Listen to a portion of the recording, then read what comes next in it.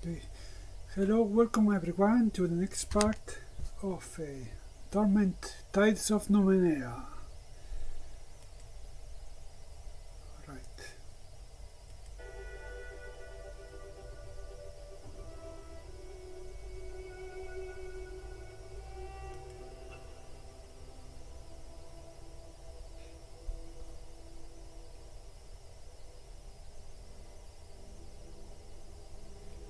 I hope you can see the screen good. So to now have a controller with me. It's a bit heat.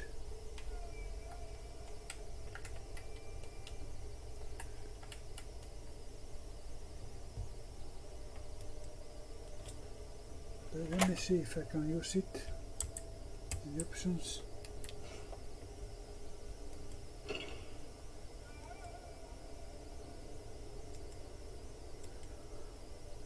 See, Xbox One.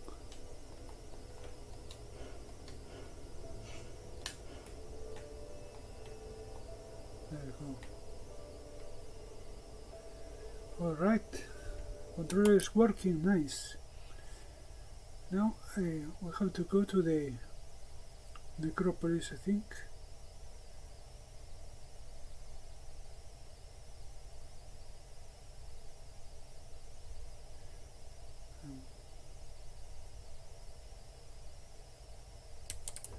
Let me see this place.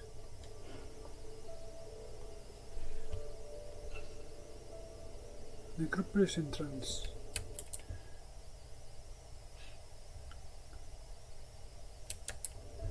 Yeah. Have to go to the teleport terminal, I think.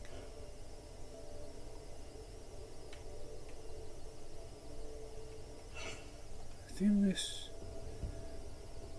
I can use the mouse too.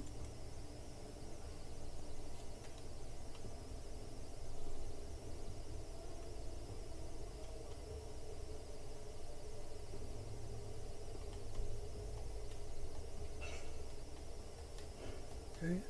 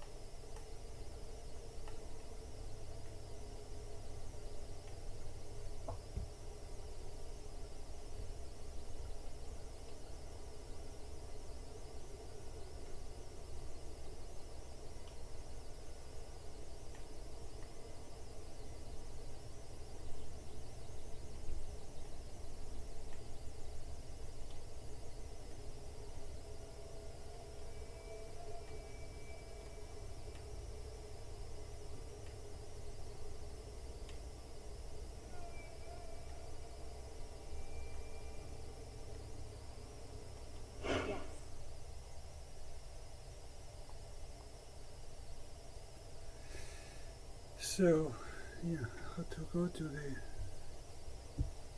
if I remember it right, 2, 4,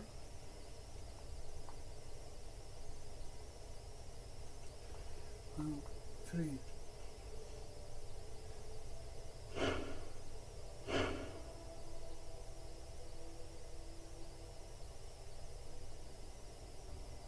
All right.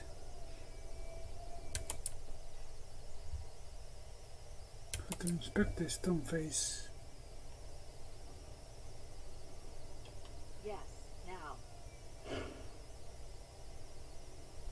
As you touch the engravings on the epitaph, you feel familiar stirrings of air pushing your eyes toward the imperfections on the surface.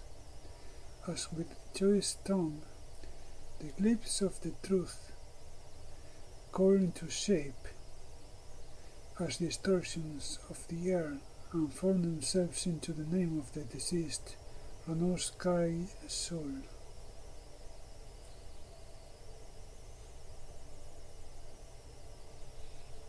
Continue. More words begin to form, taking shape like clear smoke. Examine archives, display likenesses, or leave. 3 options here. The right one is examine archives first. Number 1. A whisper of fine tickles your ear.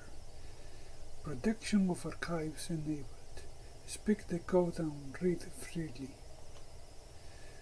You remember the words of Koi's marker. Your name will live forever. And so you whisper that name.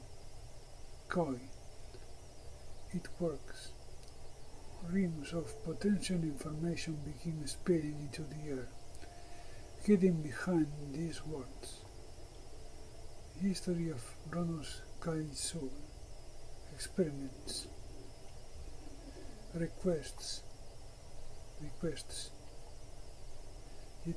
Energy. Our live. So this is how to say history first. Number 1. Late images appear on the currents of air, subtly distorted, and they show the progression of Ronos Kaisui's life. A voice, slightly modulated through the wind, speaks. Ronos Kaisul was born Ronos Henry, an only child in a successful merchant family of South Cliffs. His parents sought for him a position within the bureaucracy. He showed an early aptitude for the gentlemanly pursuits of government, weaponcraft and poisons. His interests took him elsewhere. He became fascinated by the secrets of the ancients and experimented with their lost knowledge under the tutelage of the Aeon priests. As one of their number, he sought the secrets of life and established himself in the field of medicine, focusing particularly on those damaged by the Numenera. He married Ainakai Sul, taking her name for himself and their family. They had a daughter named Koi. She was the new center of Ronos' life, until the children of Entien's Gate abducted and murdered her. Ronos vowed to avenge Joy's death and destroyed the cult. This vendetta consumed him. Options now include a return to the main tree, where you can hear and read about the experiments, or you can continue with Ronos Kaisul's vendetta against the children of the Endless Gate. So continue with history, replay history, experiments, requests, hit energy, or leave. Okay, sorry. After history, continue with history. Number 1. With the loss of his daughter, Kaisul resigned from the Aeon priests and turned his full attention to destroying the cult. By then, they have moved on, leaving him with no object for his revenge. The voice gladly notes. Brenda Kaisul took her own life. Ronos redoubled his efforts, sold all that he possessed, and devoted himself to finding the children. In time, he hired an explorer named Marcisa to assist in his pursuit. There is a pause. Then, neither returned. Years after disappearing, Kasul sent a letter to his oldest mentor. The boy quakes slightly. In it, Kaisul explained that he had found the children and their leader, Inifere. He wrote, Inifere and the others are victims, are not monsters. They are prisoners of pain, and Inifere is a slave to dark masters beyond our plane. Rather than seek vengeance, I will endeavor to set them free. Making a note. West United, severe child. Some months later, Kaisul's body was transmitted to that mentor as well. And many years after that, the body of his guide, Marsisa, was deposited in the Valley of Dead Heroes. Thus ends the story of Ronos Kaisul, entombed therein. His wife, Rinda Kaisul, is interred in her family's ossuary in South Cliffs. The marker of his daughter, Koi Kaisul, can be found at 4221, and Marsisa's tomb lies at 1254. The voice crackles to a halt, and the main menu returns. Replay history, experiments, requests, energy, or leave. So it's going to be experiments now with you. A voice speaks. Experiments included vivisection and necrosection on a variety of creatures across the protectorate's biome. This led to investigations into cross-dimensional manifestations and psychosis, a field of study Kaisul abandoned upon the death of his daughter. A formal list of scientific citations follows. Replay history, replay experiments, requests, energy, or leave. Next is going to be requests and then energy. First, requests. Or requests. A silhouetted male voice speaks. While Scholark Kaisul liquidated the overwhelming majority of his estate shortly before his disappearance, certain family trusts and ongoing honoraria and royalties remained.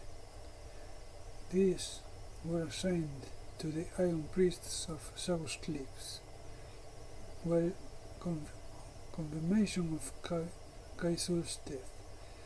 At the time, his remaining properties escaped to the city. A list of financial instruments and revenue sources scrolls across the screen. Replay history, replay experiments, replay requests, or energy, or leave. Option 4, energy. A voice of indeterminate gender reports. What is that? Scholar Kaisul Nijembin conducted extensive research into his background. He has uncovered trace evidence that he is distantly related to the slave families, though further research suggests that his particular branch was exercised 150 years prior to his birth. He married Rinda Kaisul, and they produced one daughter, named Koi. She perished, and with her passing, both the Kaisul and Jimbin lines vanished. Then I have to leave number 5, right? Yeah.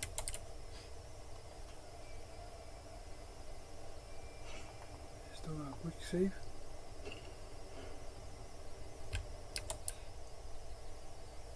And I have to return to the terminal and enter the code for Marcy's tomb.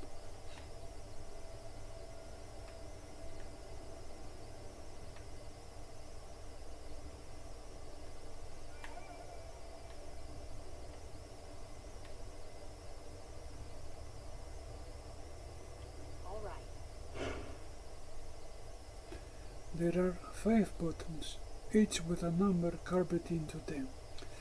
6 H buttons surround the carved ones, each with an arrow scratched into it, pointing away from the corner, from the center. The small hex in the center is glowing as well.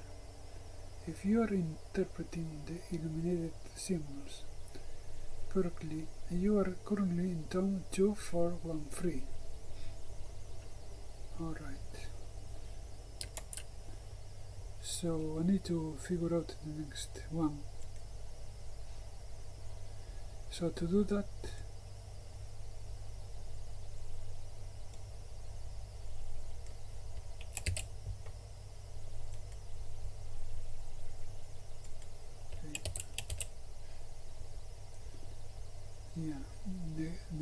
the code is 1254, so I have to point that. Okay.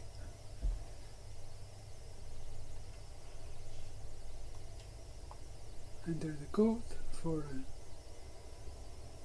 let's see, for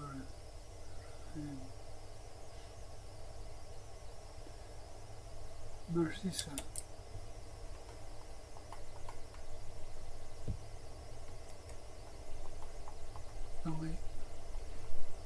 Narcissa stone. You press the buttons 1, 2, 5, 4. As you press each button, a symbol illuminates on a surrounding hex. When the 4th hexagon illuminates, a field of energy forms around you, and you feel the same light, the same tight, sucking sensation as at your gut.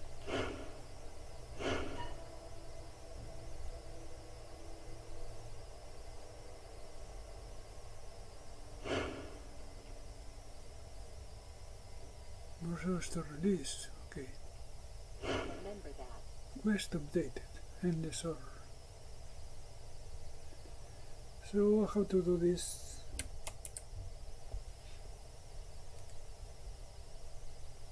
Automatically.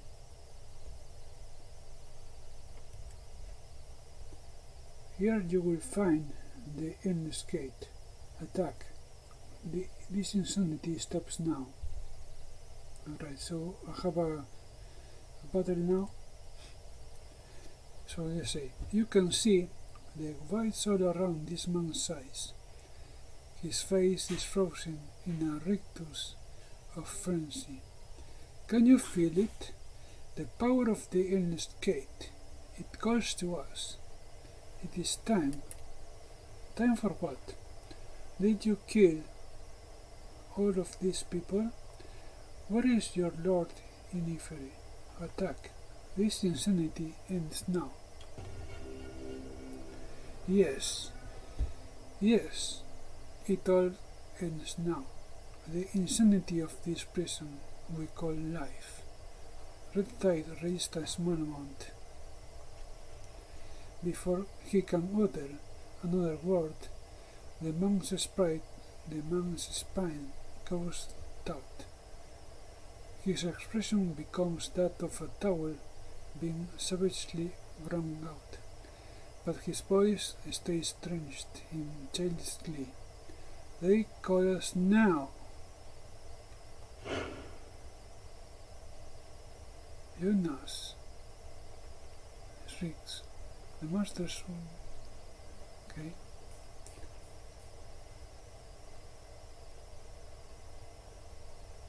So yeah, let's do a save here.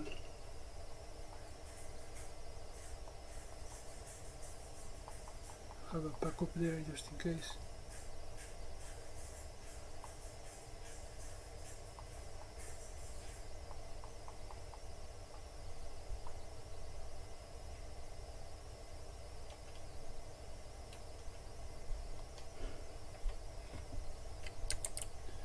So what I will have to do now, after this, the cultists will flee through the portal anyway.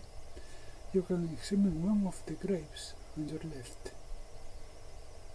I see.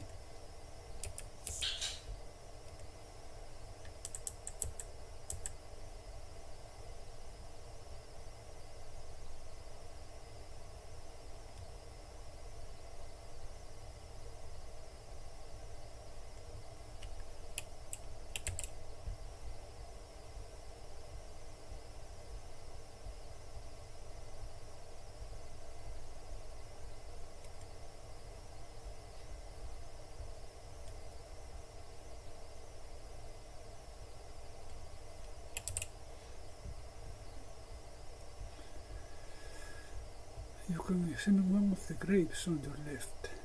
One of the graves.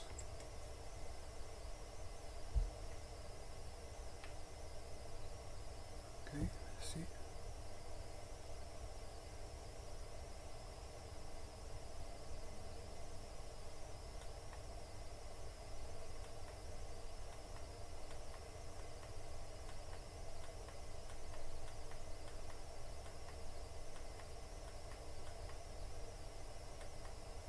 Yes, yes, yes. I see. 1, 2, 3. All right. The children of the Endless Gate seem to have paid special attention to this tomb. The scroll covers it in bloody smears on goblets. What little you can read seems to offer praise to the dead women and to whatever it is the children worship. Beneath this desecration, however, is an old carved inscription. She stood watch between hope and horror, and died on her feet in service of we who suffer. It is signed Inifere. Options here are: look more closely at the children's writing, try to read the name, or walk away. How to choose number 1? Look more closely at the children's writing. Incomprehensible scratches and scrolls, all of them, and you can't make sense of them. Yet, somehow they fill you aback and nameless horror. So, this is okay. Yes, it is.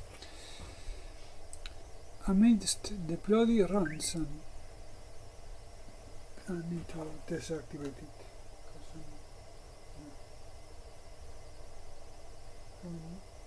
Messages coming.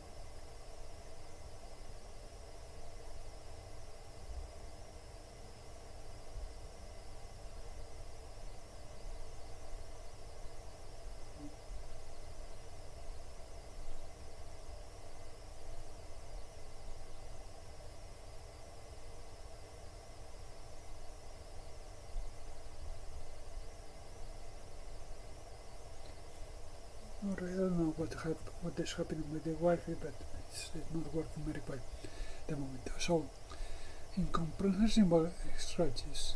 Yeah. Amidst of bloody runs and pines, you find a symbol carved into the stone itself. You recognize it as the sigil of the Children of the Endless Gate, surrounded by scrolls to an unnameable and alien god. Touch the symbol, examine the writing again, try to read the name or walk away. So now we have to touch the symbol. Number 1. As you reach out to touch the symbols, a spark flares from it, and you feel your tattoo blazing in sympathy. The rock under the symbol evaporates, as if it were transmuting itself into another dimension, revealing a large nick. So we have a quest updated and several child. And also we have an item gate, which is the twisted metal Mercaster. This is an usable inventory.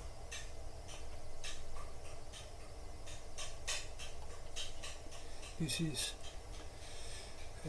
the unearthly metal of this device appears to flow as you examine it, twisting itself into impossible angles.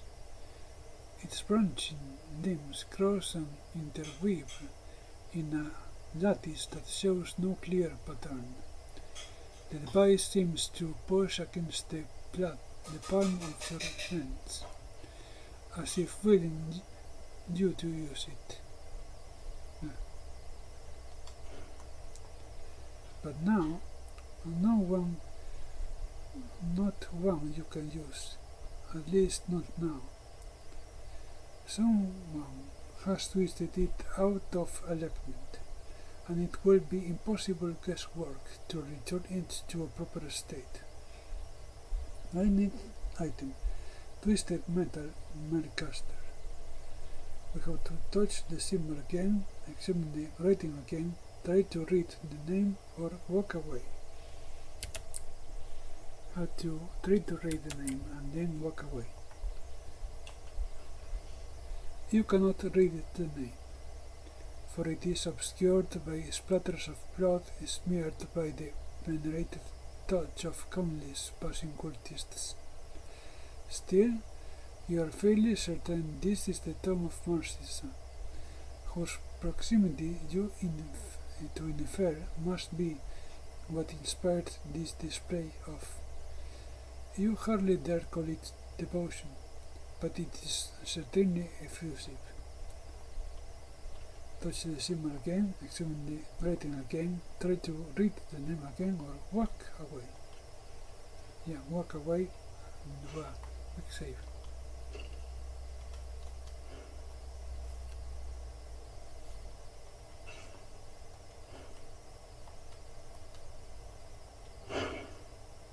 No.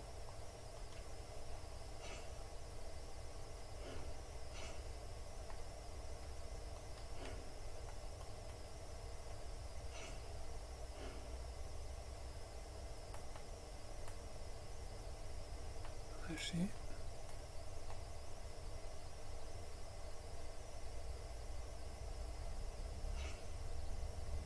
These are the items. I see. Here we have the codex thing, our journal.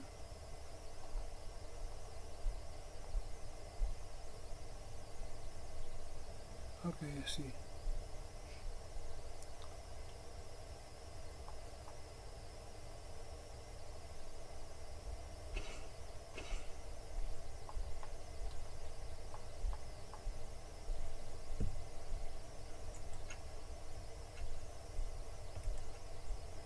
Alright, let me see all the quests that are there, which I didn't read before. Let's see. Fallen to earth first. I read this one already. I miraculously survived to a fall from many kilometers above the Earth's surface, only to find myself in another unexpected situation. My only hope of stopping the sorrow, the creature that haunts me, is to climb inside the crystal resonance chamber and activate the device. Unfortunately, the resonance chamber was badly damaged by my fall, so it will need to be fixed. Then, see if I can read here. According to Casmin and Minion, the changing god built the resonance of chamber with the help of another cast-off.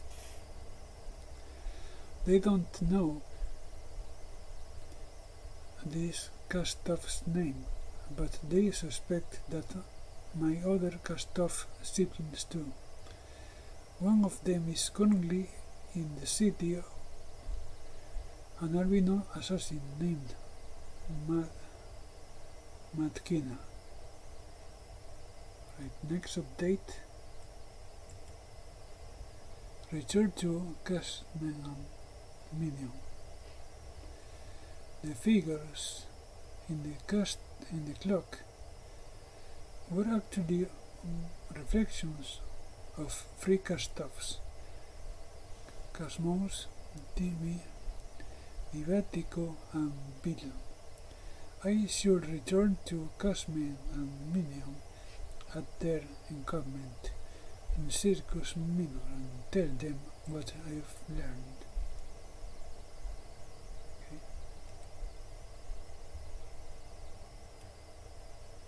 Next is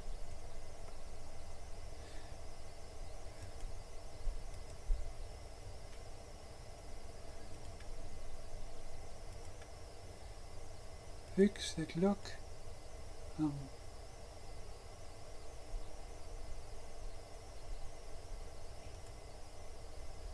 let's go back. Fix the clock in Circus Minor and investigate the figures that are trapped inside. And we push down, just scroll. No, how to use this.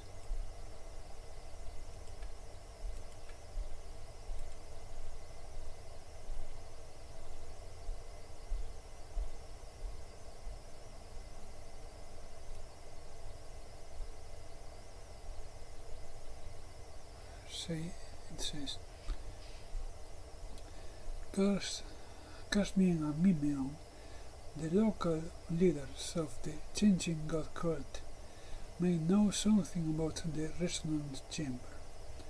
In exchange for their knowledge, they have asked me to discover the identity of the mysterious figures trapped inside the clock, a device crafted long ago by the changing god. Alright, see. Complicating matters. The clock appears to be unmoored in time, so I won't be able to investigate the figures until I've aligned it with the present time. My efforts to fix the clock didn't go quite as planned. Circus Minor is now enclosed in a weird time bubble in which it is always night.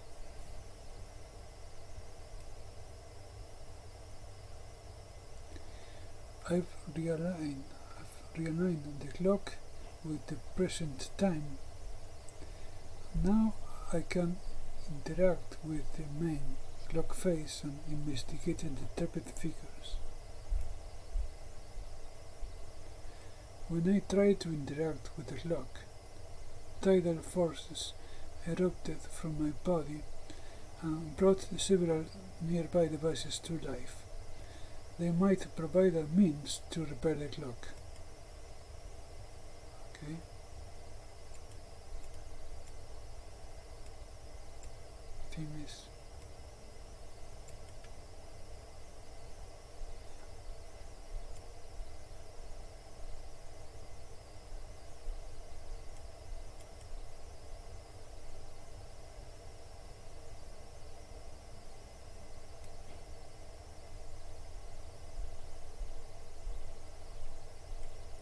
Find a way to escape the fathom. That is the next one.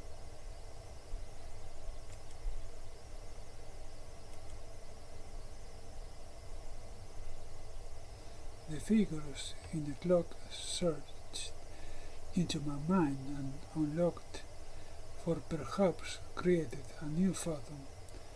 I am now trapped in the fathom with them. If I speak to them, perhaps I can find a way out.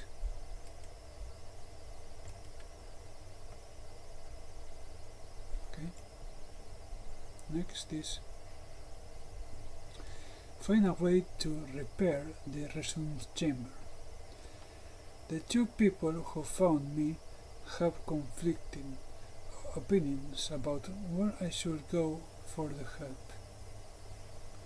Aligan suggested that I speak with the cultists of the changing god, while Callistage directed me to the Order of Truth. I've learned that the cultists of the changing god are encamped around a great clocking circus.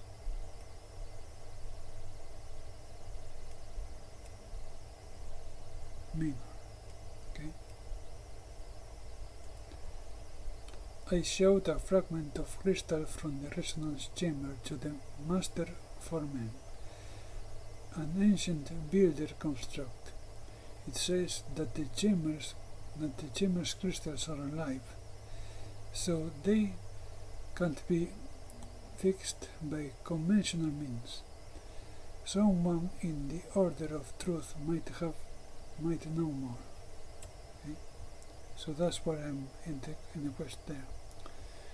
In the quest Fallen to Earth, which is the main one. Okay.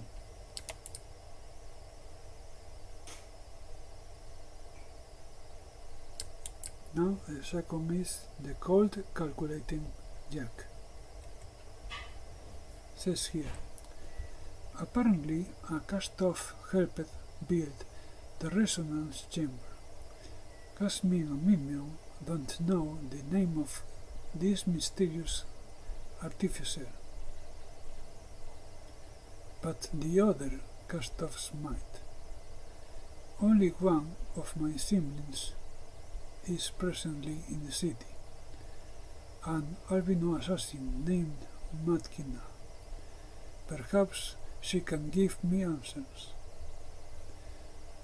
While I was in Tasesmere, I somehow managed to change Matkina's past, and her memories have all been restored. She told me that the cast-off I'm seeking is named Masov. He's a master artificer, and I should be able to find him at a secret refuge called Miel Abest.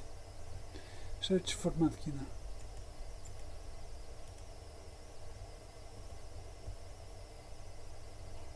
Alright.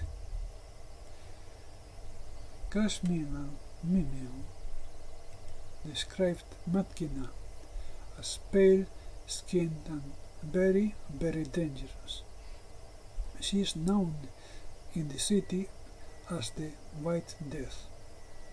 Matkina was most recently sighted in Underbelly, so the people of that district might know where she is hiding. Matkina may actually be a dangerous assassin, widely feared in Savos Cliffs as the White Death. A mutant named Mapper, who lives in Underbelly, might know where Matkina can be found.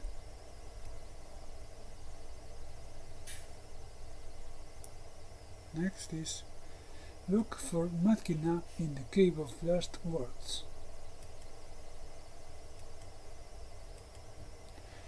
Mapper revealed that Matkina is hiding out in a place called the Cave of Last Words. I can only get there by traveling underground. Okay. Next is discovered the location of the Changing Gods Sanctuary for Mapper.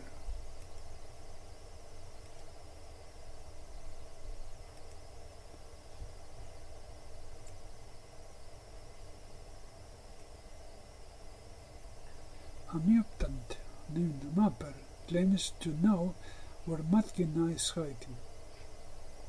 He will only reveal what he knows if I can find a hidden sanctuary that was established long ago by the Changing God.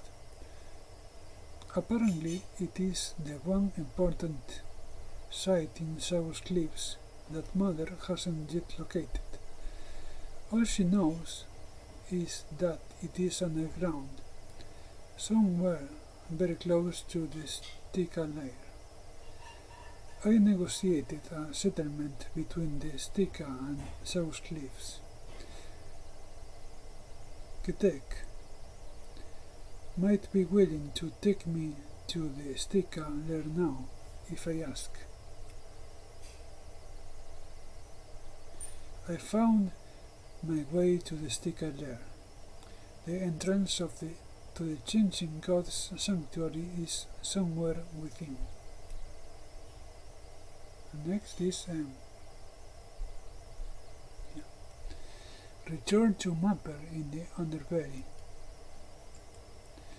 Having discovered and actually stood in the Changing Gods Sanctuary, I can now tell Mapper what I found.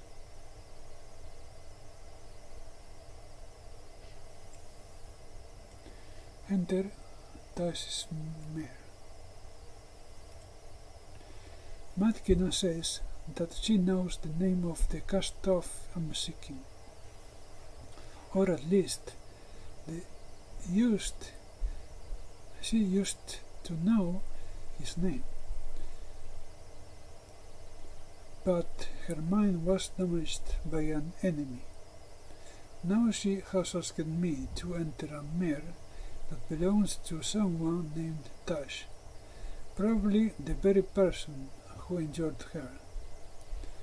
Inside the mare, she wants me to find out what I can about a musical instrument called a jack. She thinks the jack is the key to repairing her shattered mind and recovering her memory. Okay? So that's it for now.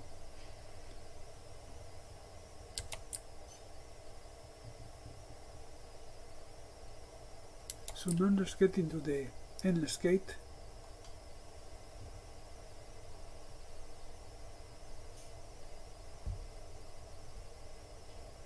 I will continue reading later.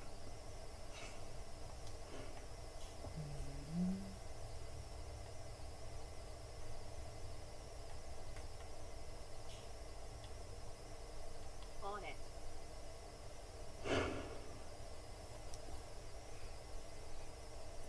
Glowing invisible fingers dug at your skin.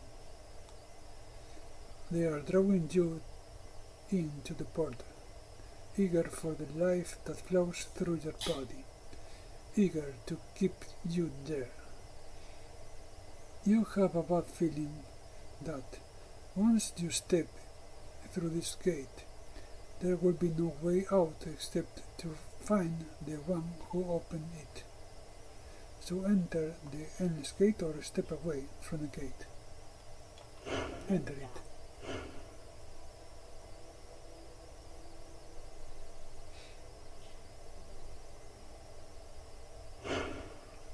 Codex entry updated.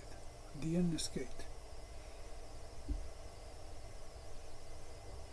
The glowing fingers released you, perhaps knowing there is nowhere for you to go. You are within the Endless Gate now. You are theirs. The air is chill and moist. Screams of agony permeate the darkness around you, and you sense something watching. There's no choice but to venture forth. Continue. Let's do a save here.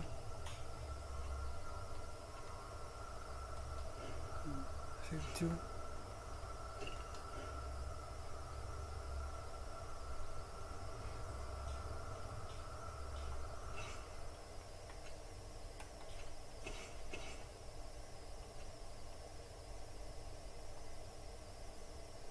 Okay, so in the Fallen to Earth quest there's another entry.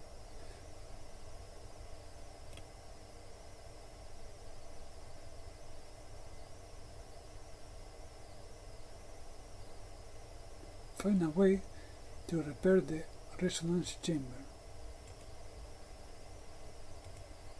Okay.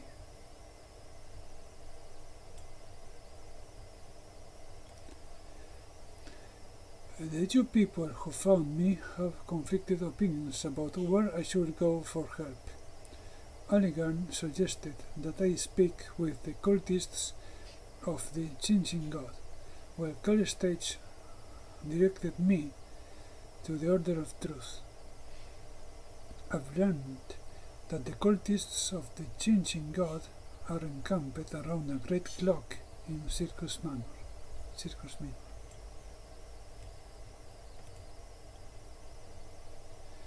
I showed a fragment of crystal, yeah. I don't know.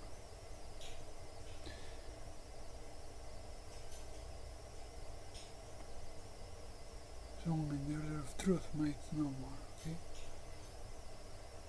I think I read that already.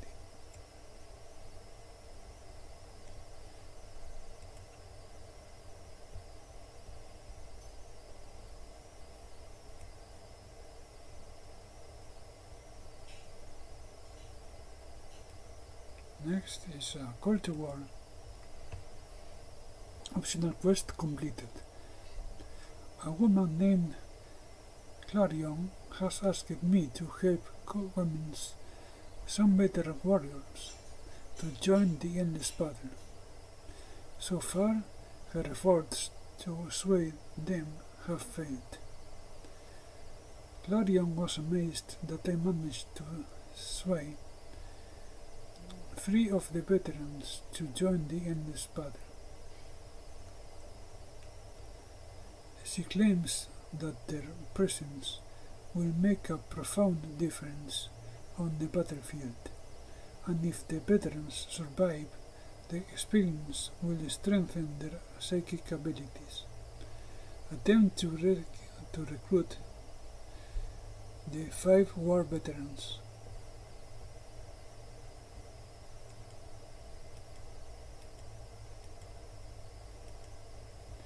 Clarion has been hanging around the 5th Eye Bar, trying to recruit 5 veteran warriors named Dharma, Tevoros, Leto, Feriok and Siobe. She wants me to convince as many of them as I can to join the endless battle. Leto has agreed to fight us in the endless battle. Note that the last adversary is destroyed. Dharma has agreed to fight in the endless battle. Theoboros has agreed to fight in the endless battle. So 3 of them.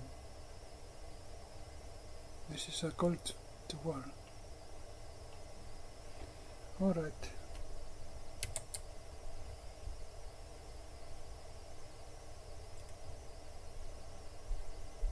So what to do now? After entering here.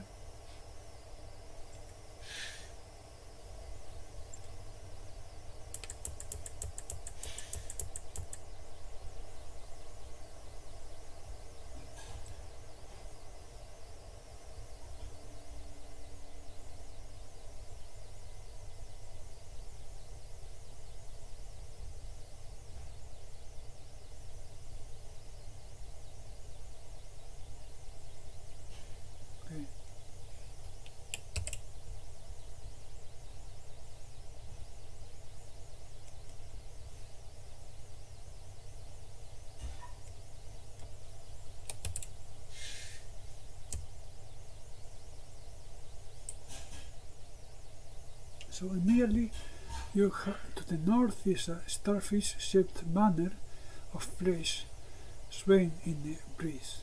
Interact with it to find that killing it will make the path shorter, but in exchange will make the enemy at the end of this zone stronger.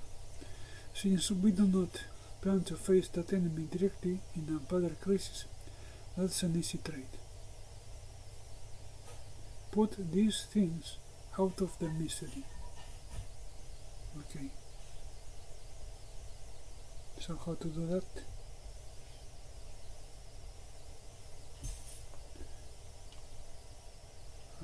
Yeah.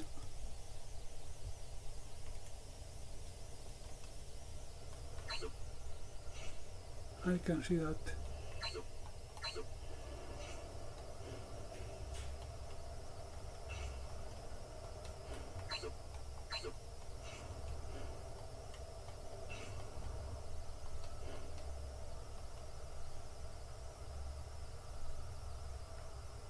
There you go. All right.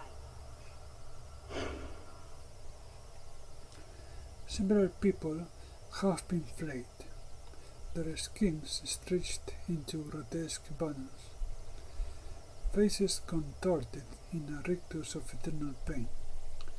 The skins flap back and forth in a whine you do not feel. Beyond them, you see a clear passage deeper into this hell.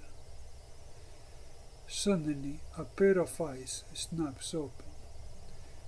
These are not flayed skins, but living people. Kill us, it rasps.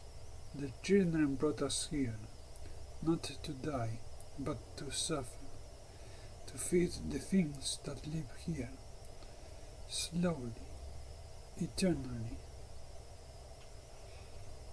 No, the skin behind the first, partially obscured in the dark mist, shakes herself awake. Her face remains twisted in agony even as she speaks. Our deaths make them stronger. If you kill us, you will only die here as well. Run. Save yourself. There is only death. A third voice moans from the darkness behind the first two. Its eyes remain closed, its mouth gnarled in an ugly grimace. Kill us or the children, or both, or neither. It does not matter. Death is all that awaits you. The three skins squeeze their eyes shut, their mouths open in wordless screams as some new agony befalls them. A malevolent presence weighs down upon you. Something watches with eager anticipation. It almost wants you to kill them. Put these things out of the misery, or leave them alone. Option 1. Your blade tears through them like paper. Their screams echo through the mist, blood spraying on the floor and your flesh. Then it's over. They are gone, truly released, and the path before you is clear. Gold tide raised a moderate amount, and silver tide raised a moderate amount. The malevolent wave in the air increases. Whatever is watching has grown stronger.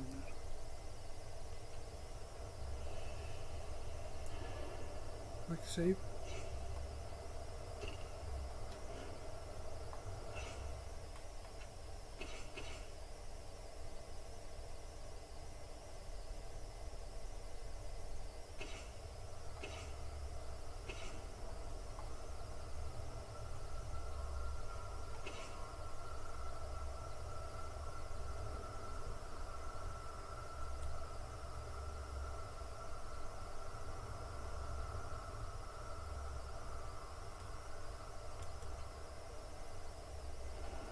Next is a glitched mine.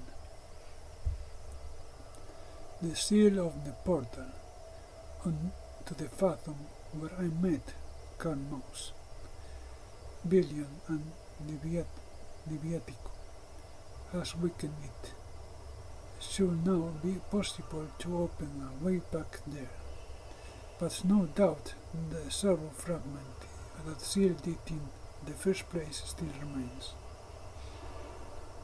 I have driven out the sorrow fragments that remained in the clock fathom, cast the sorrow fragment out of the clock fathom. The sorrow fragment that forcibly ejected me into the fathom during my last visit is undoubtedly still there. I must find a way to get rid of it in order to cleanse this portion of the labyrinth.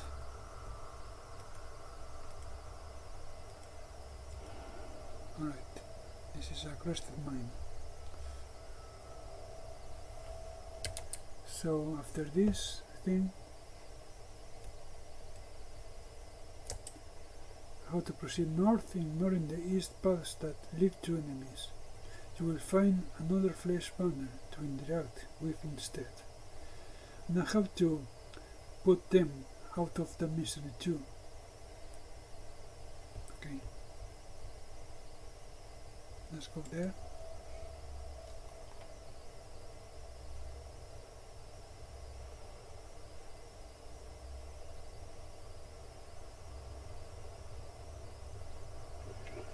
No. And how to ignore them?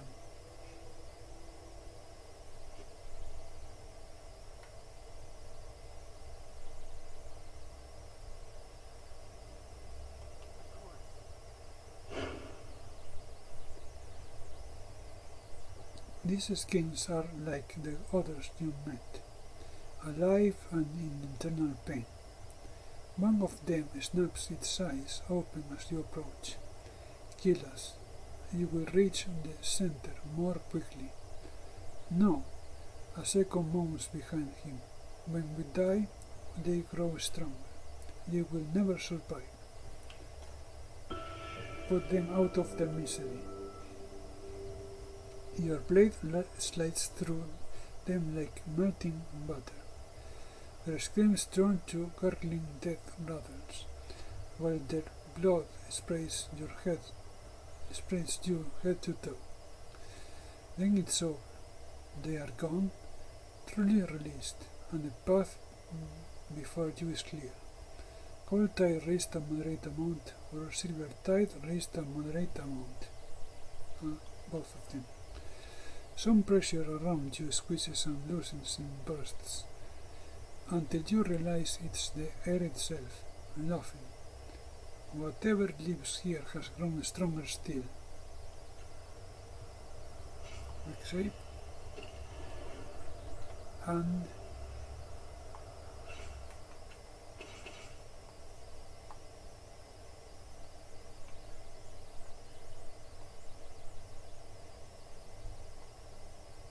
next is Asian imitation.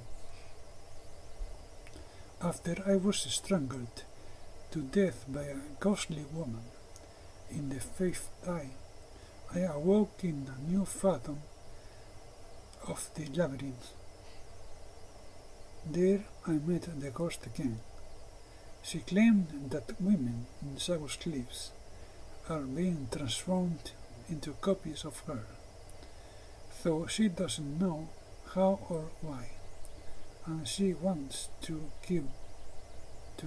help them if she can.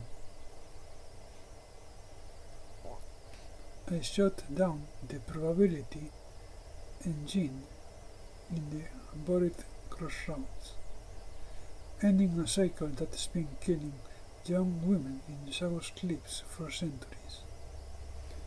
Shut down the probability engine in the real world. The ghostly woman's father showed me how to shut down the probability engine. Now I need to find the machine in the real world and repeat the process. Though she isn't sure where the probability engine is located in the real world, the ghostly woman thinks it is hidden somewhere underneath Sagus Cliffs.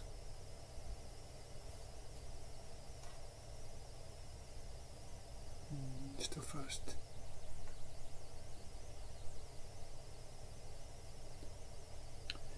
Learn how to shut down the probability engine from the ghostly man. Okay.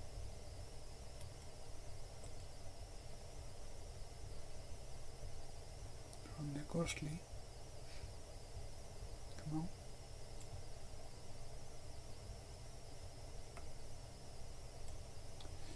A ghostly man has appeared in the fathom, and the ghostly woman thinks that he is her father. He built the probability engine that is creating copies of his daughter. If he shows me how to shut down the engine, I can end all the trouble that it's causing.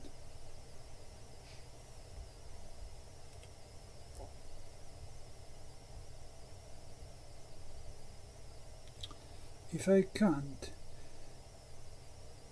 convince the ghostly man to help me, maybe I could find more women in South Cliffs who are undergoing the process of transformation, but there's no telling how many are still out there. I may have found all I can find.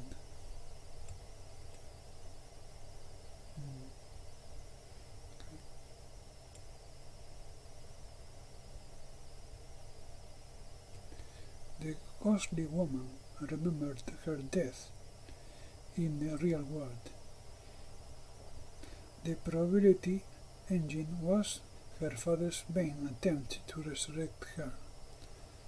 Unfortunately, he is doomed to failure. He will never get his real daughter back. With this knowledge, perhaps I can convince him that the probability engine should be shut down.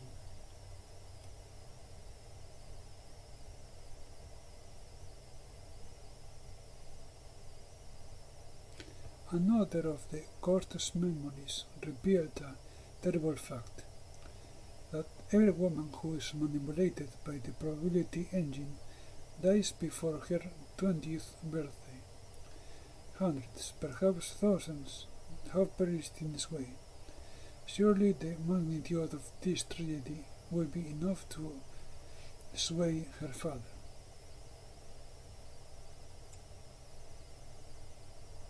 Next is find women in South Cliffs who are being transformed into copies of the ghostly woman.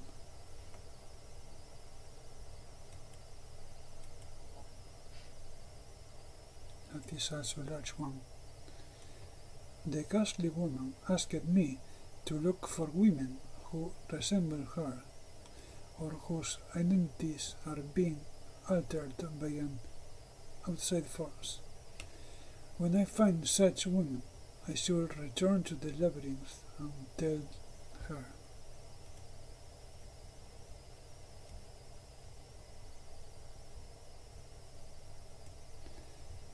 Loss of self. An emotionally disturbed young woman I met in Cliff's Edge is one of the affected women.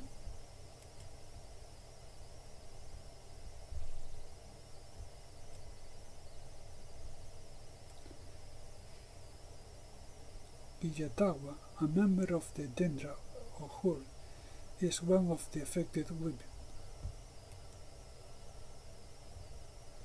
Avina, a young girl who lives in Cliff's Edge, was hearing the ghost's voice in her dreams, but she drove it out of her mind by sheer force of will.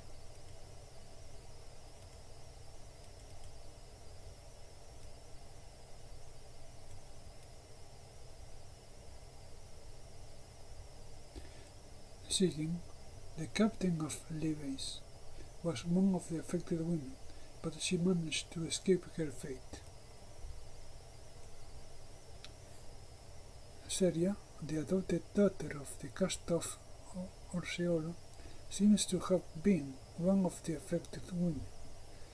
When she was alive, she was confused about her identity and felt that she was supposed to become someone else. Okay, that is the Ashen Invitation quest, as you can see.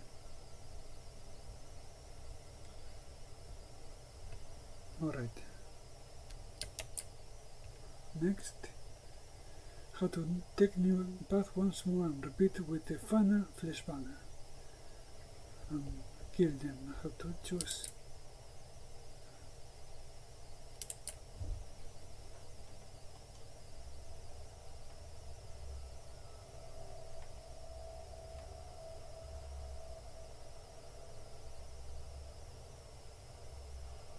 And don't go there.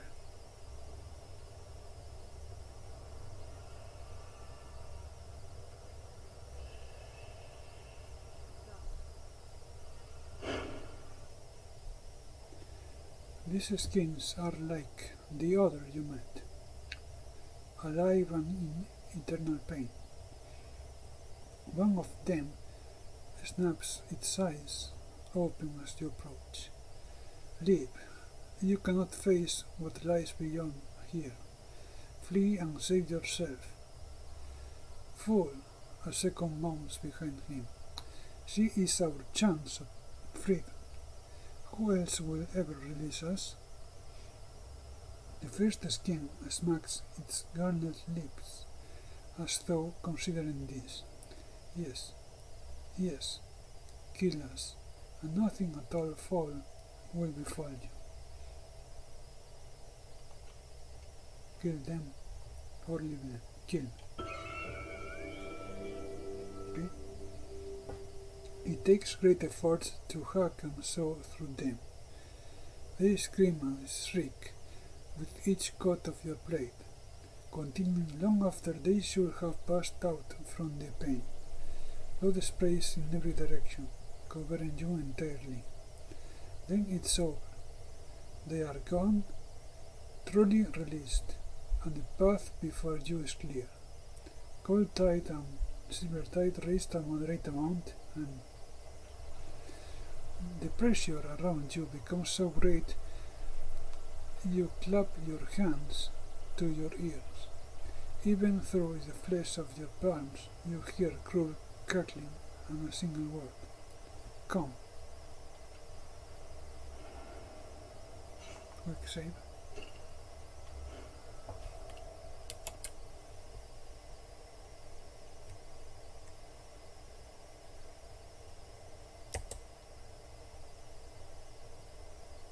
Before I go, let's also read the next quest.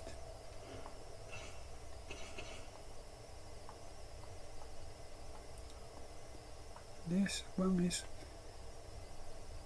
Belshazzar and the Beast. An iron priest named Belshazzar wants to steal a Nyctemeron from its cage in Circus Minor. He intends to teleport the creature to another location so that it can be killed and dissected for study. Belshazzar was initially furious that I freed the Nyctemeron, but I convinced him that the device malfunctioned, so he ultimately blamed himself. How to return to Belshazzar. I attached the modified teleport module to the Nyctemeron's cage, and the creature was sent somewhere. Presumably it's now safe from both Belshazzar and the explorers. Belshazzar will want to know what happened. I fixed the teleport nodule in the Nyctemeron's cage.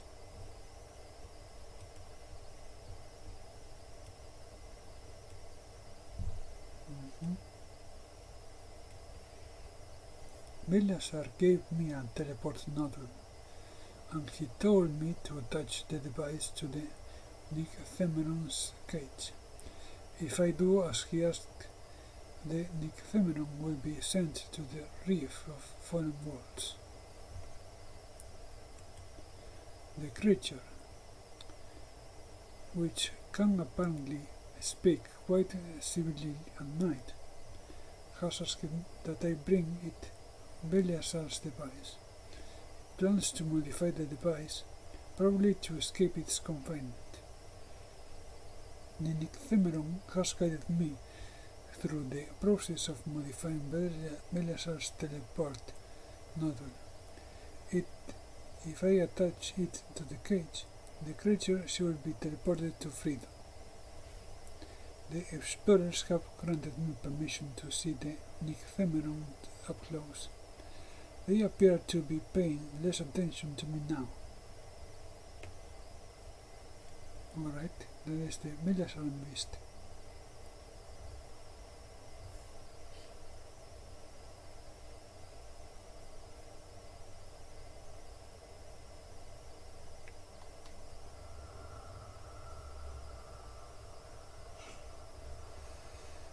Okay.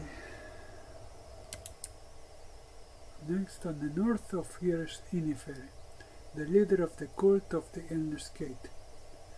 Talk to her.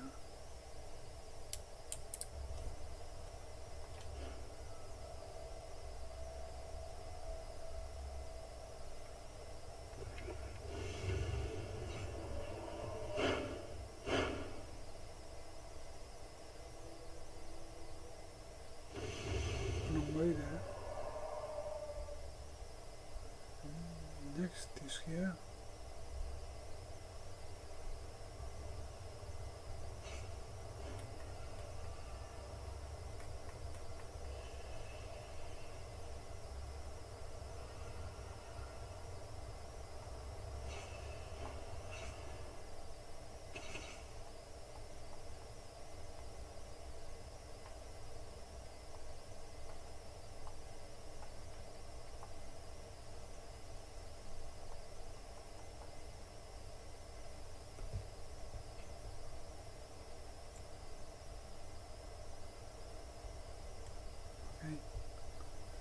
Next will be below the slave.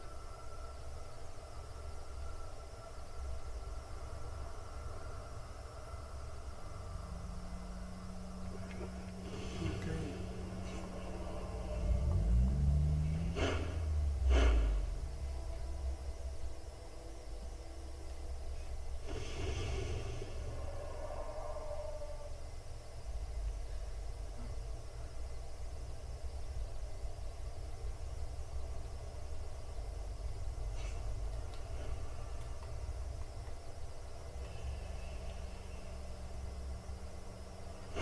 So this is the right way.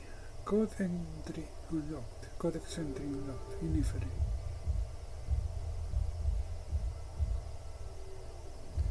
This man is long-limbed and bony, and muscled, with a sunken chest, sparse hair on a scarred scalp. Rags hang from his slumping body. He wears the cast-off tattoo, but he's like no cast-off you've seen. He regards you with bloodshot eyes, fever mad, but just as the pupils remain black and purple and pure amid the veins, you sense something hard and sane within the madness. His words are hoarse and dangerous. You've gone too far by far. There is no escape. No one leaves the gate. Scan thoughts. Hope no hope. Speak or not. She will die here or not. Will not have come. Such a pretty sister. Father's loving touch on every inch of you. Born to run among sunlit lilac. Sarah singing hey, hi, hey, lie to the coastlands strong. Such splendid dreams. She scrapes out the lesion on his arm and cocks his head, listening. But you are the one who fell, aren't you? We smelled you cooking in the sky. Always a black omen, a falling star. Our Father in heaven never showers gifts. No, sows trouble, and the reaper comes to harvest. Crops we all are, till we come a cropper. Now you're wandering, far away to where halls sway, poorly chosen when you chose walls, here beyond the gate. Hate, hate, hate. He smirks, but you cannot tell if it is part of his madness or the hint of a method to it. The children's love playmates. Your nieces, nephews. They've learned wild lessons as if from father's lips. Pain, pain, taught with teeth. Father did, and I gobbled up every scrap. Now he sneers. But he kissed you, didn't he? Perhaps that's the sharper bite. He sees the twisted Merecaster in your possession, and his eyes creak open, a sudden hunger and anger laid bare in them.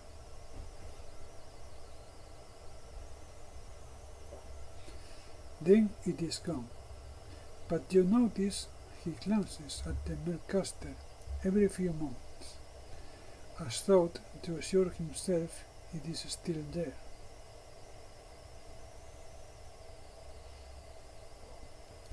Scan thoughts. Life of my life, why does she have it? What will be done? Options. This broken Merecaster. It is yours, isn't it? 2. I want to speak with you first, to ask you some questions. 3. You must stop your followers' violence, Numenera. 4. Attack. This is for Koi and all the others. 5. Farewell. So the option here will be the first one. This broken Merecaster. It's yours, isn't it? Adenum added, severed child. Look, little sister, not broken. Or, better yet, disarmed, unfound. I scored far and borrowed deep to make this mine. This mine primed for my mind, set to blast apart the husk our father left behind. He smirks. Or did you think it a toy, sister?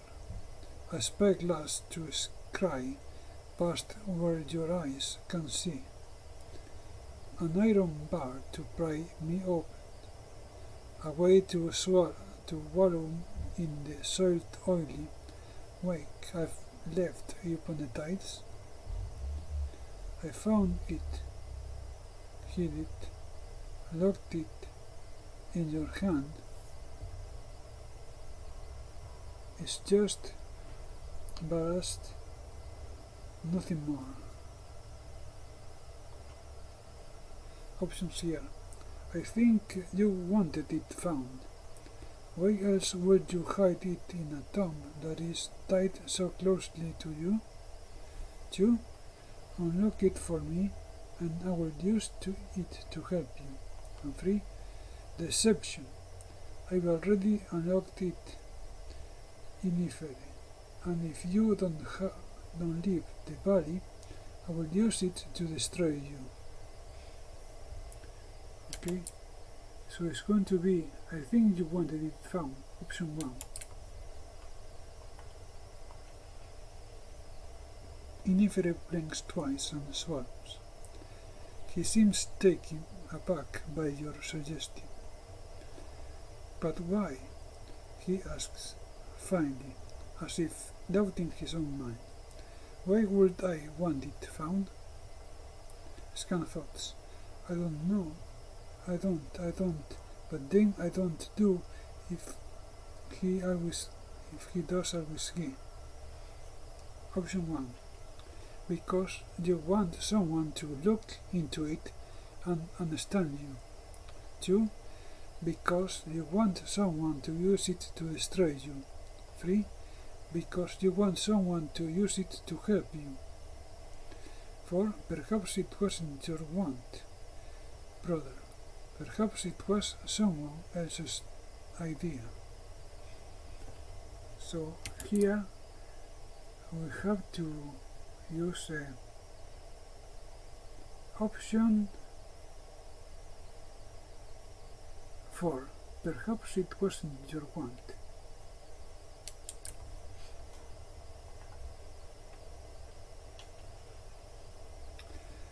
Inifere rears back, as if you struck him across the face. No, he whispers. No, no, no. And then, yes. His eyes open, fever bright, and he hisses. Why build a moon if not to pull at our tides? Tides, tied like a puppet on strings, strummed,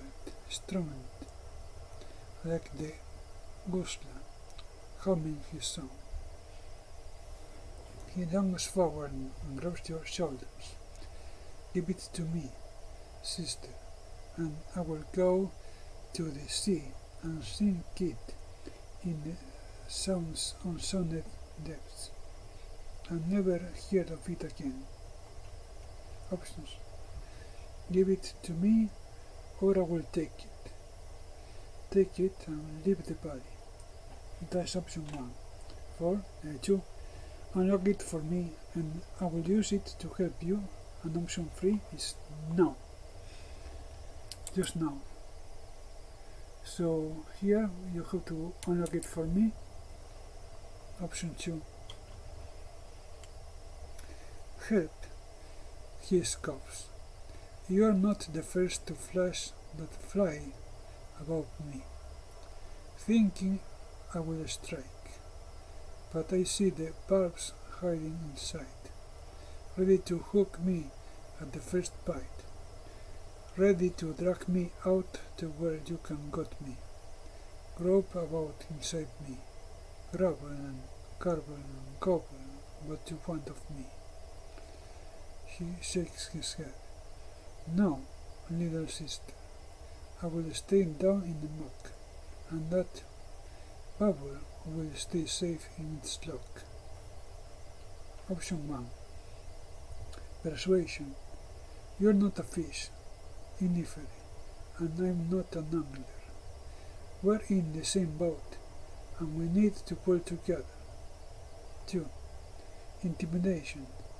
If I were to put you, I won't need a murdercaster. Now unlock it. 3. If you don't want me my help, fine. So it's going to be a hard one here. 20% for elegant, but the right one is option 2, intimidation. With elegant.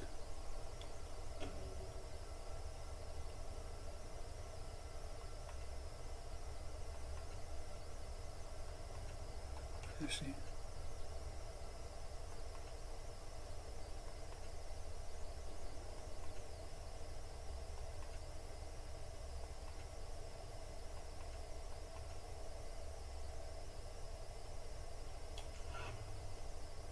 X.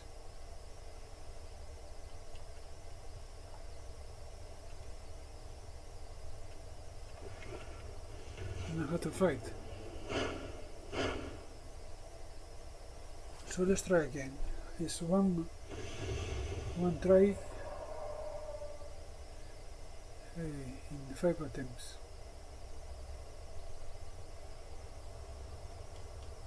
No, not him.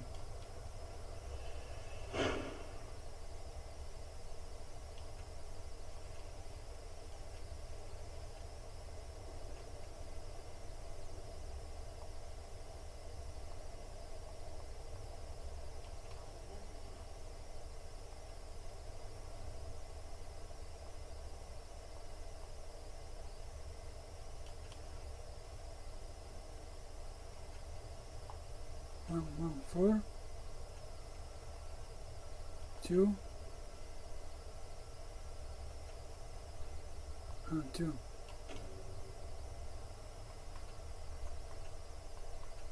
How to use hurricane. There you go. Success. Numenera just laughs and as tears roll down his cheeks in filthy rivulets.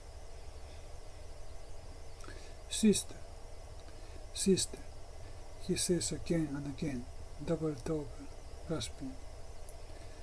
Finally, the fit subsides, and he stands back up. Oh, little sister, you are reaching for a fire and bowing a tantrum if I don't let you burn your hand. He takes the Mercaster and gives it a few twists and turns, and then passes it back. Be careful what you fight for. Darkness comes, not quite over you so much as out of you, as if your eyes were rolling back and staring into the black recesses behind them, into the blacker morass of your mind, and into something blackest or far beyond that. You feel it in your marrow, your fingertips, your gut, a staff of reflective pain, an electric sensitivity, an upheaval of unwholesome kind. You are remembering a memory of a moment you never lived, a memory awash in self-loathing. Then the darkness becomes absolute.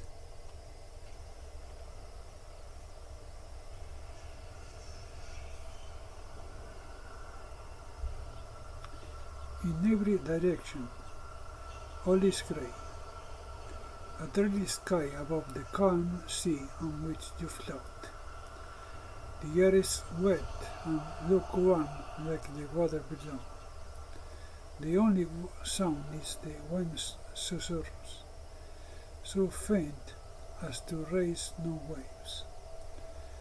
Waveless and alone, you are not deprived of sensations, but relieved of them.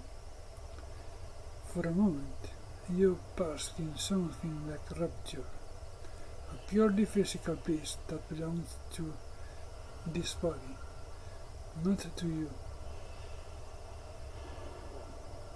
Then it's gone, replaced with a rush of terror and rage and violation.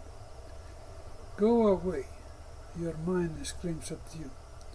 Without your will, against your will, your body convulses. You are no longer floating effortlessly.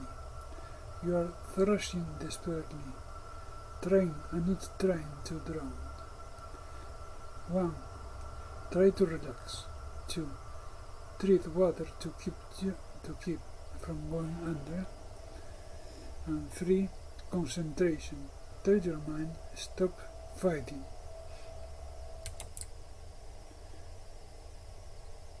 So, when I enter the Mercaster, I have to try to relax. Now, option number 1.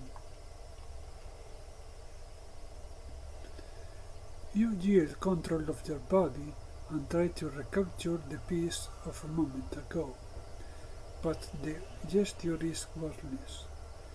Out! The voice shrieks. You can't take this from me. You want. You recognize the voice now.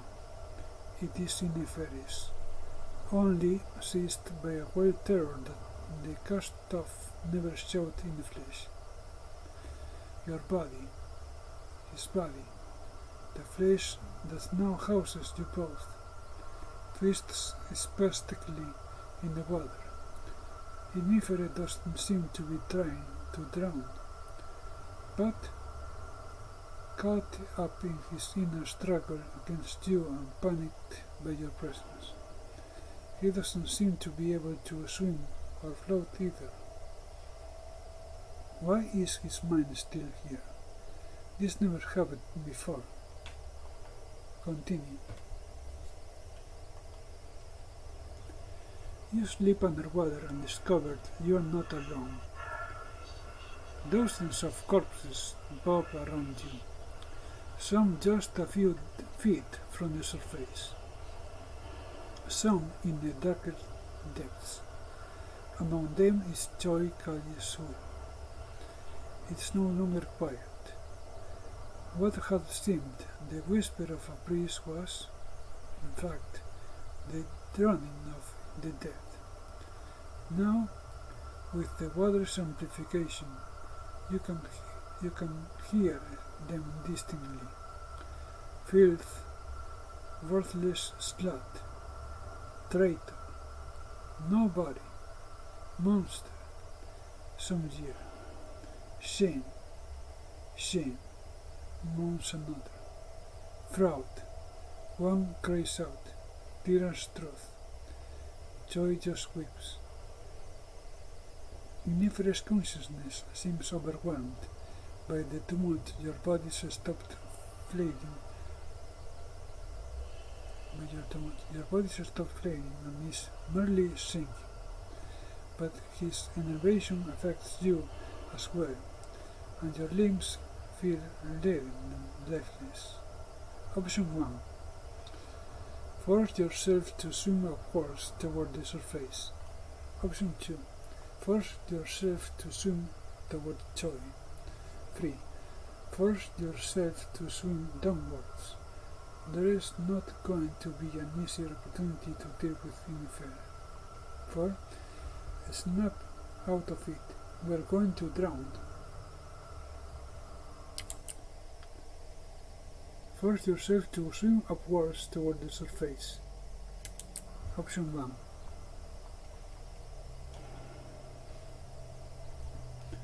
Every stroke is a struggle. This body is already weaker than the one to which you become accustomed, and it barks at your commands like a spent onion. Numenera is not working against you, but his will sits between your thoughts and the body's actions. Consciousness may weigh nothing, but he is drawing you down all the same. Helplessly, you gulp for air and swallow only piece one water. You fight harder, but lose even more ground. The weak light of the world above is already fading. Continue. As you sink deeper into the dismal sea, you can make out the shadow of something below the corpses. Something huge and ancient and awful. All teeth and hunger, which needs no words to convey how small and mean and meaningless you are. Loathing wells up, not from below, but from within. Your flesh and mind resonate with that overpowering will, and your body trembles. A single, massive eye opens, and in a glance assays your entire self. You realize for the first time that you are naked. You see your spindly limbs and sallow, pock-marked skin. Your unsexed, withered, and worthless body, and you are ashamed. 1. Continue. And then everything's gone, and there's nothing but the liminal darkness between dream and reality, life and death, madness and reason. 1. Infer. 2. Wake up. 3. Wait. How to use option 1 infer. Ask. At first, there's no reply, but you know he isn't here still, thwarted, solid. In time, he answers, "Who are you? You are not like the others. You are still awake, scheming, grasping. You feel different, like him. How are you here? I've never tasted you." He pauses briefly in his demands, and you feel his consciousness brush against yours. Who are you? For all his frantic questioning, your brother is not yet the madman you met beyond the gate. His mind may be cracked, but it is not shattered. Option 1. I am a cast-off, like you. I came here through a mercaster to help you. 2. I want to help you, the way Ranus Kaisul tried. 3. How are you here? My consciousness should have replaced yours. 4. What were those things? The others? Those bodies and the creatures beneath? 5. Why was Kaisau among the dead? 5 options here. Option 1 is the best. I am cast off just like you.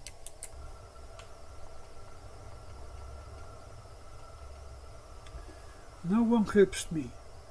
Inifere stamps. I know what you do. Family. You will use me for the gate, for your warns. No, I'm not so too. I'm not too tool. I don't have to listen to you, or the dead voices, or the dark one's whispers. Dark one's whispers. He pulls away and falls silent. Option 1, Inifere, are you still there? 2, wake up, and 3, wait. So next is going to wake up. Option 2.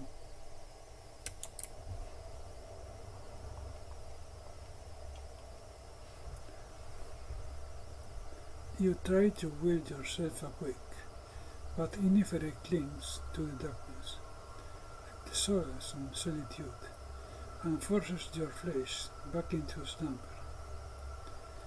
So this is how it will be, a test of wills, but for all his resistance, Inifere's consciousness soon retreats into the darkness of your mind, whimpering, giving away. It seems he has little stomach for bother. Option 1. Inifere, are you still there? 2. 5. Inifere, force yourself to wake up. And 3. Wait. So how to fight Inifere this time? Option 2. You're on a hard bed, beneath a coarse sheet. Voices again surround you. Their words, the same as the corpse curses. Slut. One chants in an endless mantra. Another mutters, shame, shame, punctuated by the slap of rawhide. But these aren't the voices from the dream, only echoes. Your eyes open, and you see as never before, Nothing shaded or subtracted, but certain details take on new clarity.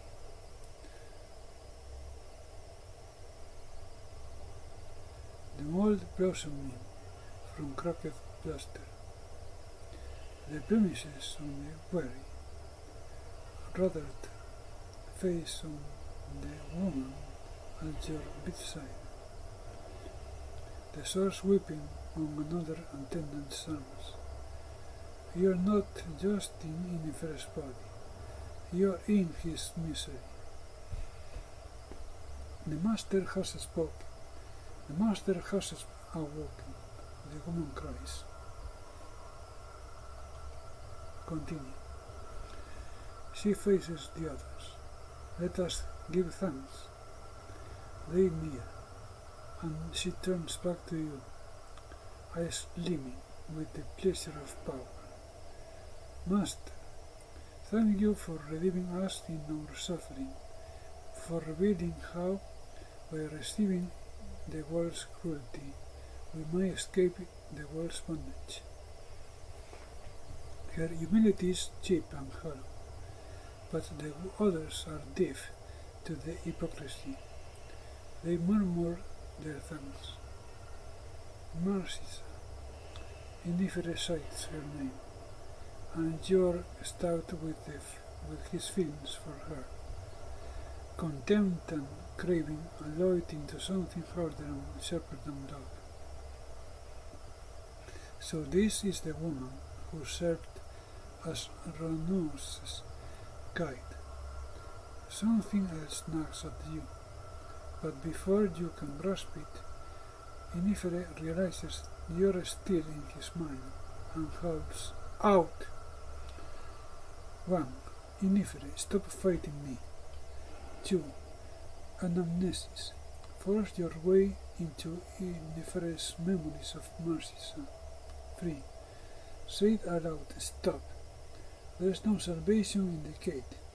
You're only hurting yourselves and others. 4. Get out of bed. 5. Try to focus on the nagging sensation. Okay?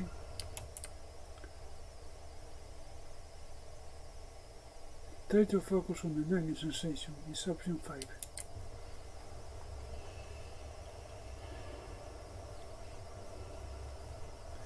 You try to shut out the room around you. The litany is chanted by the cultists, the sharp sounds of pain being inflicted and received. As the outside world fades, an inner one rises up. The same accusations from the ring resound inside you, not spoken, but understood. A drone of humiliation and loathing and disgust that drowns out other thoughts and feelings. Still, there is something more. Not the dead, not Yennefer, not you. Something like a little chime ringing inside your eye. The world, cries Yennefer. He is here. Our Father is here. Continue.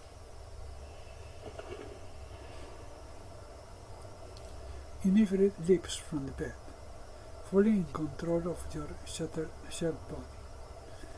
The sheer force of its exuberance sends your thoughts reeling. As an enemy floats into his place, you turn giddy, but it only seems to sharpen his thoughts. Now, children, we are to be tested. His voice is graced with unpracticed sincerity, but the others cry out in joy. Now comes one who will steal the keys to the gate and twist the racing path of suffering into a downward spiral. You cross the room in long, quick strides. But we are not ready. Let us meet him in the gallery. Rough home stairs lead to an enormous room. more cavern than hall, the tents in wooden gates. The chiming of the guard is louder, faster. The chatter of the dead is incessant, but more than anything you feel the weight of Yennefer's will and the bloody purpose in which it is put. All these years he has expected your father's return. His mind repeats over and over, not helpless, not again, not helpless, not again. You know what he knows, that under the floor there are Numenera, that hidden in cracks and crevices are safers. You see what he sees, the faithful yearning themselves for battle. This is not a homecoming, it is an ambush. 1. Yennefer, listen to me. I want to talk to our father. 2. Why is he here? 3. What exactly are you planning to do?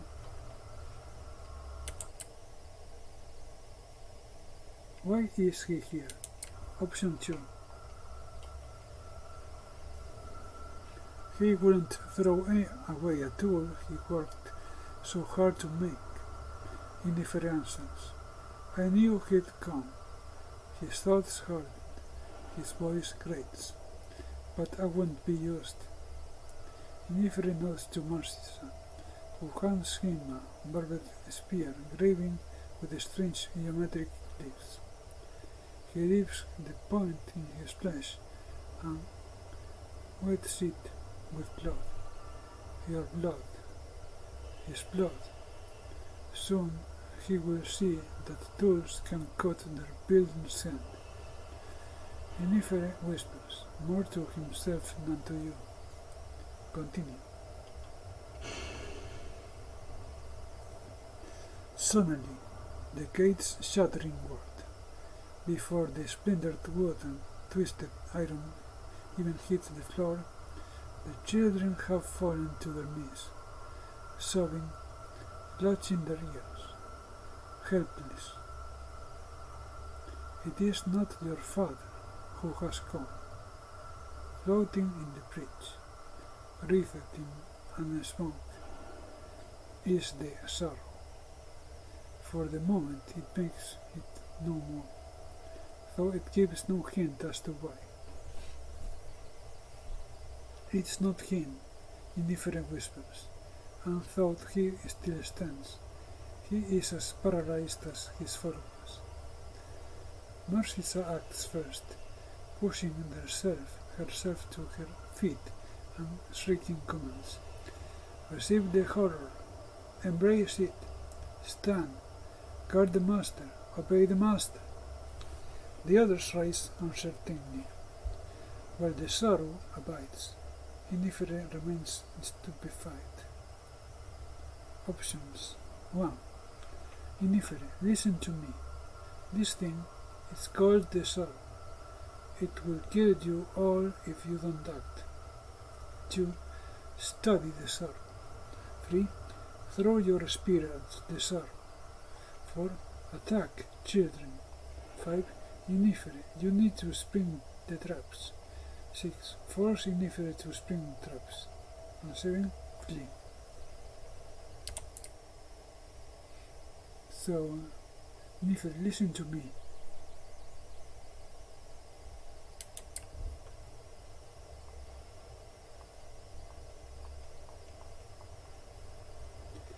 Option 1. For a moment, Yennefer gives no reply. Then, his voice choked and shrill with terror. He says simply, run, hide, we must escape. We, a form of progress in the face of annihilation. Continue. The sorrow remains unmoving within the breach in the gateway. It makes no gesture. Issues no demands. It is waiting for something, or looking for something, or pondering. There is no way to judge what passes within its mind, if it even has more than mere instinct. You feel the tides washing around you, stirred up by the sorrow's arrival. But here in Inifer's body, in his mind, you have no means to turn them to your advantage. 1. Study the sorrow. 2. Throw your spear at the sorrow. 3. Attack children. 4. Inifere, you need to spring the traps. 5. Force Inifere to spring the traps. 6. Flee. So with one option left now, you need to spring the traps.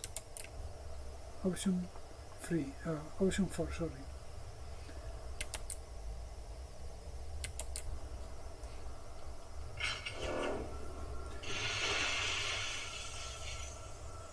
Your words, your thoughts, make their way to the dark corner of your mind where Inifere has hidden.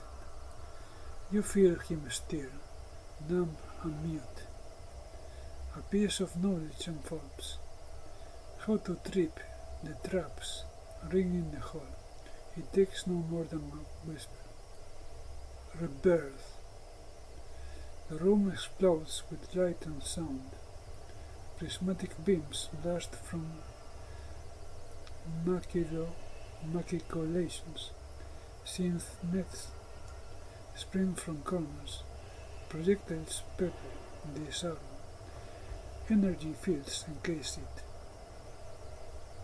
After the fireworks come stillness and silence. The sorrow is unharmed. If anything, it is stronger.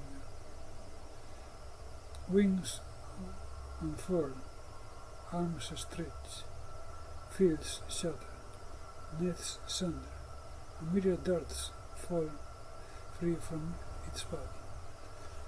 Wordless, a dead voice whispers, vain idiot. Continue. The smoke around the sorrow turns and its alien gaze sweeps across the room with a predator's contempt for kind, but without a predator's hunger. Its patience, like its resolve, is inexhaustible and almost indifferent. The children cower as it skates, passes over them, and some cry out, Master, save us! But Inifere is gone, hidden somewhere in the recesses of their mind, as indifferent to their terror as he was to their praise. 1.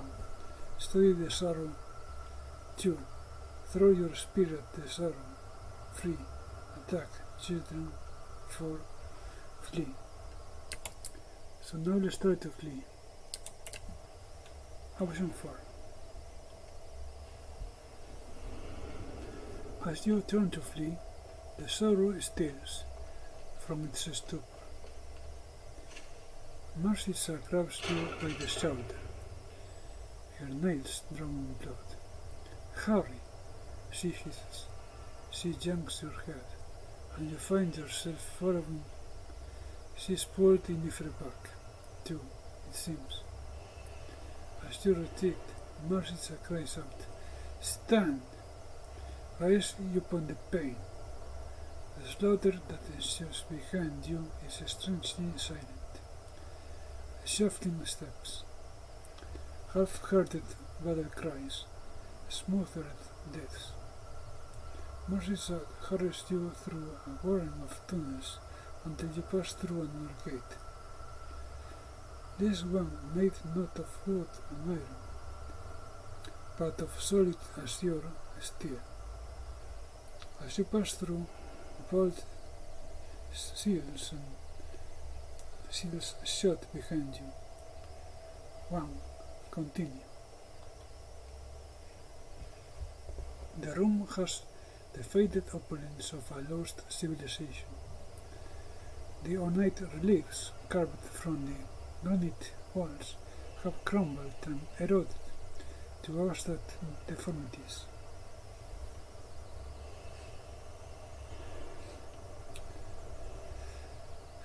Ancient, flickering lights line the city.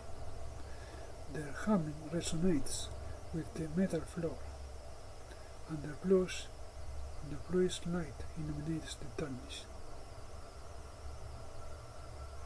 In the center of the room, a silver throne rests on a dais.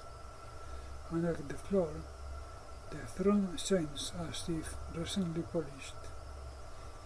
Tiny, gleaming needles like the armrests and a halo-like ring hangs above the back. Marcia is doubled over, grasping for breath, retching. Your own body, weak as it may be, is untroubled. Yennefer is gone, again, yet something lingers, like spores from his mind, infecting yours. Options: 1. Yennefer. 2. Examine the throne. 3. Yennefer, your mind splitting into mine. Can't you use that to give me choice remains before it's too late? 4. Open the vault door and face the sword. Yennefer has suffered enough, and you can learn what your foe does to cast-offs. 5. Just wait.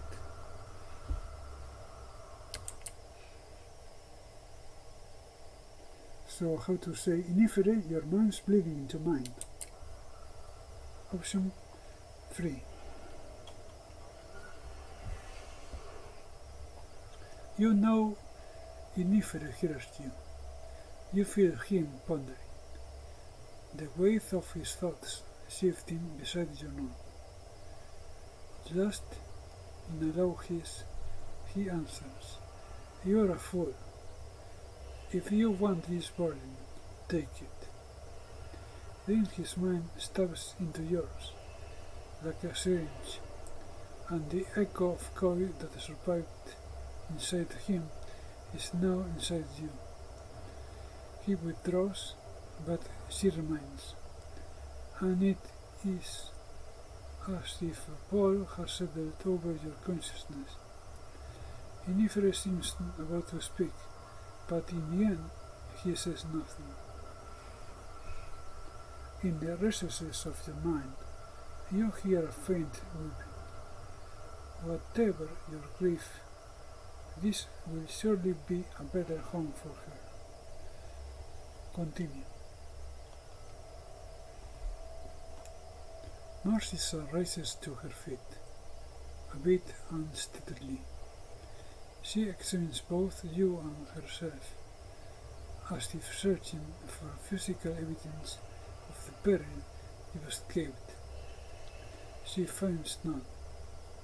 The sorrow's silence fell upon others, who remain at its mercy beyond the vault door.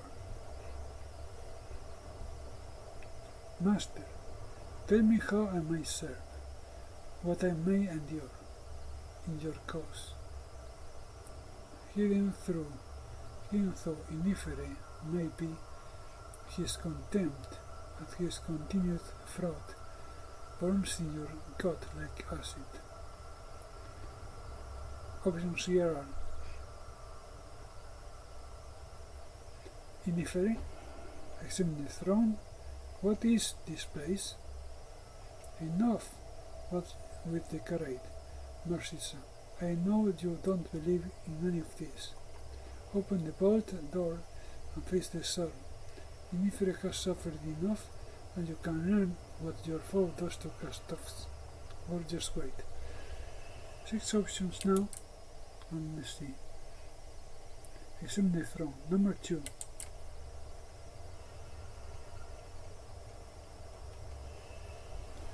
As you study it, a memory bubbles up and bursts into your consciousness. Inifere sits motionless on the throne. Narcissa adjusts dials on its back.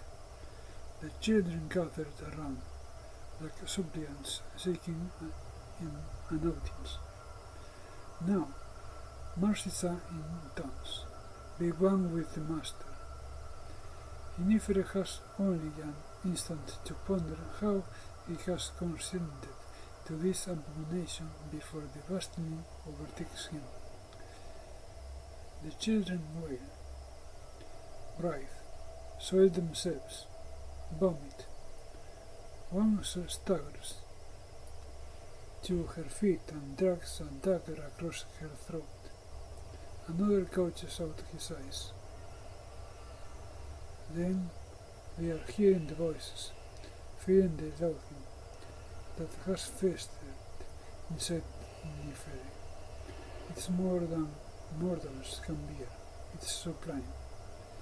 His memory ends. His sin lingers. Continue. There is a new sound, almost masked by the humming of the ancient lights. It's coming from the vault door. It seems the sorrow has made its way through the children. "Coward," hisses a ghostly voice. "Shame," but they are not the ones going to Innifer now. It is the temptation of the gate, the promise that he will outlast another day. Options here. 6. 1 is Innifer. 2 is what is this place? 3. How does the throne work? 4. Enough with the charade. Narcissa, I know you don't believe in any of this. 5. Open the vault door and face the sorrow. Innifer has suffered enough, and you can learn what your foe does to cast-offs. 5. Just wait. 6. Me. So this is how does the throne work? Option 3.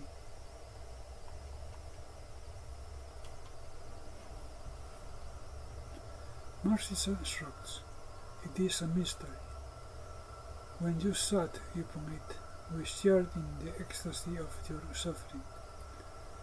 When the civils sat upon it, if they shared their dreams,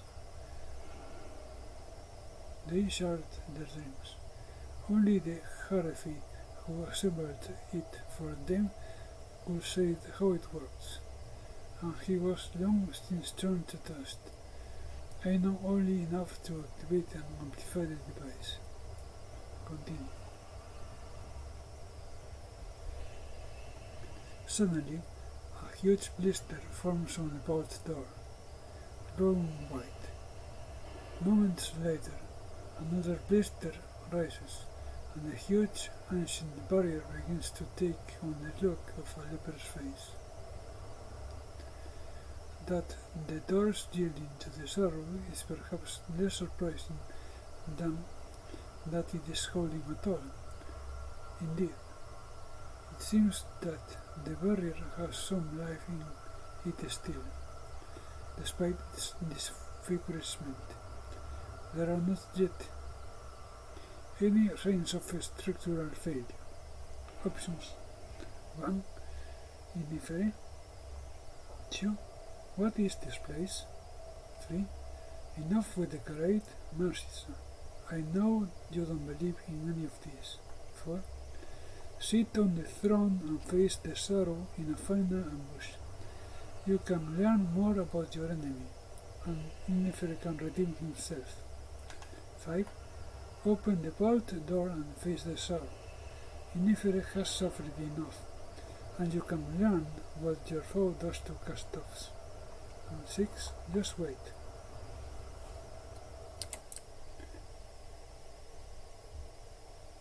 Sit on the throne. It's going to be number 4. As you step toward the throne, you involuntarily recoil in revulsion. Innifer has returned. Never again, Innifer hisses. Something wells up beyond what was in his memory, a sense that to sit up the throne is to carry the danger of her perversion a step further.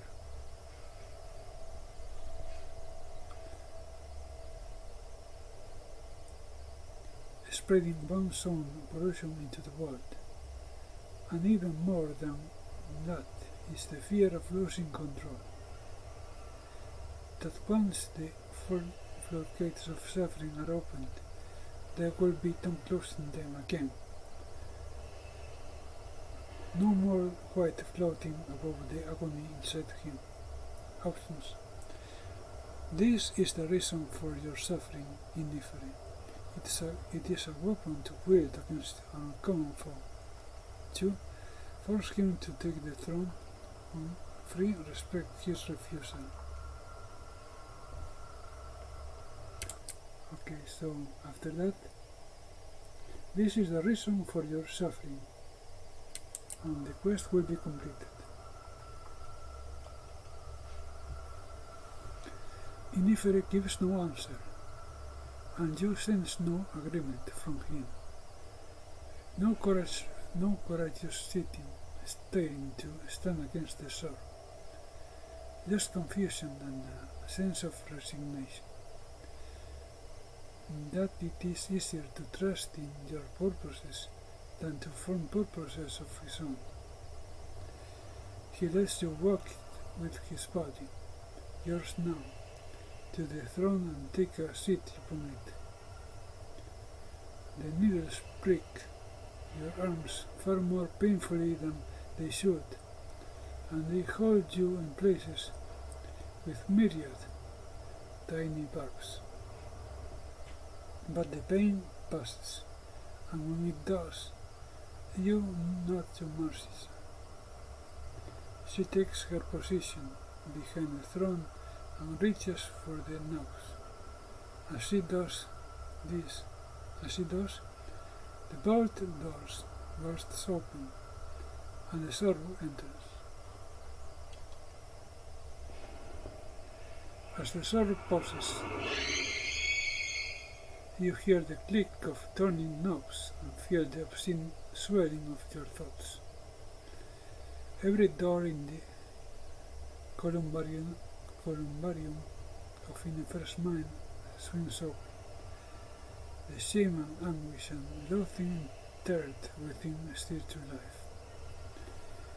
The torment does not live in Inifer, but merely spreads outward like rancid oil on water, lapping in over larger waves at Marcia raises the throne's power. The sorrow senses the attack. Its form shifts, as if to make a shield against Inifer's woes.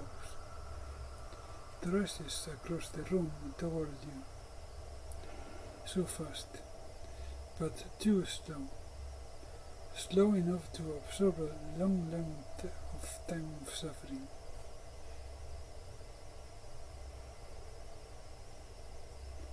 A nagging shriek fills the room, or your mind, or both, and then the sorrow's gone.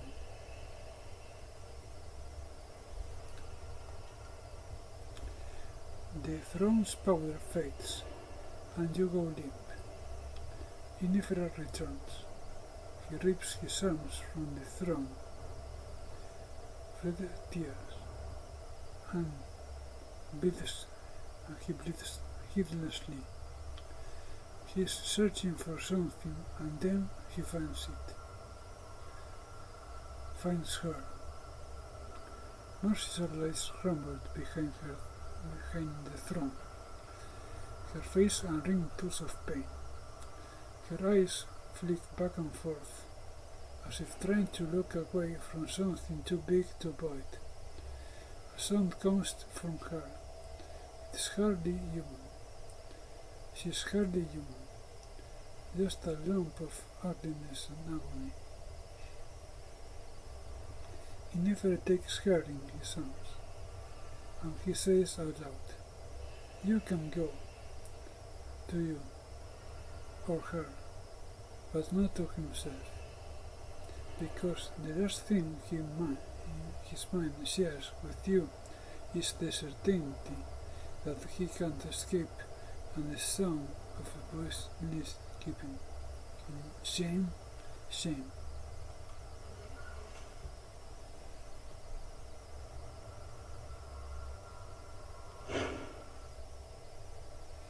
Never has your body been, okay, new reflection and super complete quest. Never has your body been a more welcome home than when you returned from Inifra's mere. Though his wretchedness lingers in your memory, you see again through your own eyes. And even this horrific place seems more wholesome than the refuge where Nifra faced the sorrow. Nifra stares at you with newfound recognition, but even as he does, you feel a dark presence stirring around you, the same one you sensed in the mare. Something has sensed your melting and means to put an end to it. Nifra smiles, for the first time about spite. Sister, he says softly, now not so little, not so young. Now you are truly flesh of my flesh. Then he shudders, as if he was taking a chill, and a shadow passes over his face. Options. 1. Inifere, you need to close the gate, now, before they take control of you. 2. Kill yourself, brother. Atone for Joseph's death, and the crimes done in your name. 3. I'd like to ask you some more questions. 4. Let me live here.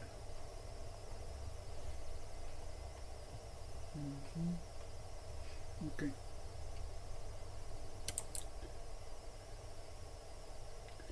You will be back with Inifere, and you have to say, kill yourself, brother. Quest updated. Endless horror. Your brother trembles slightly, and a sound almost like a whimper escapes his lips. Yes, he whispers. You have won the pain Father chained to my soul, the hopes that weighed on my mind. Let it end. Inifere shuts his eyes, and his face slackens with serenity. It is the look of one floating in a dream. Then, with a sigh, he falls forward. You feel the world about you shifting and jumping.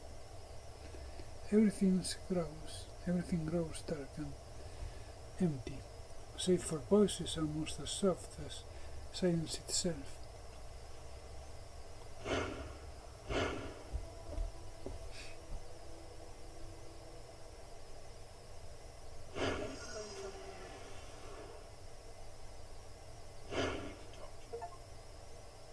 Okay, initial trophy, what is here? Within the first death, the gate suddenly expels you from its powers and closes behind you.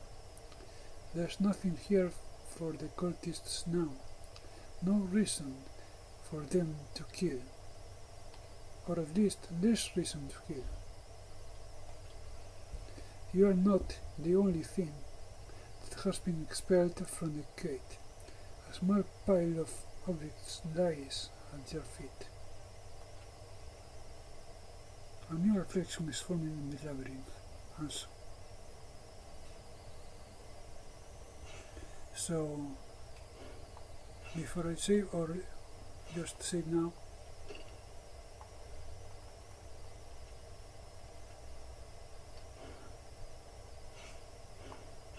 let's see.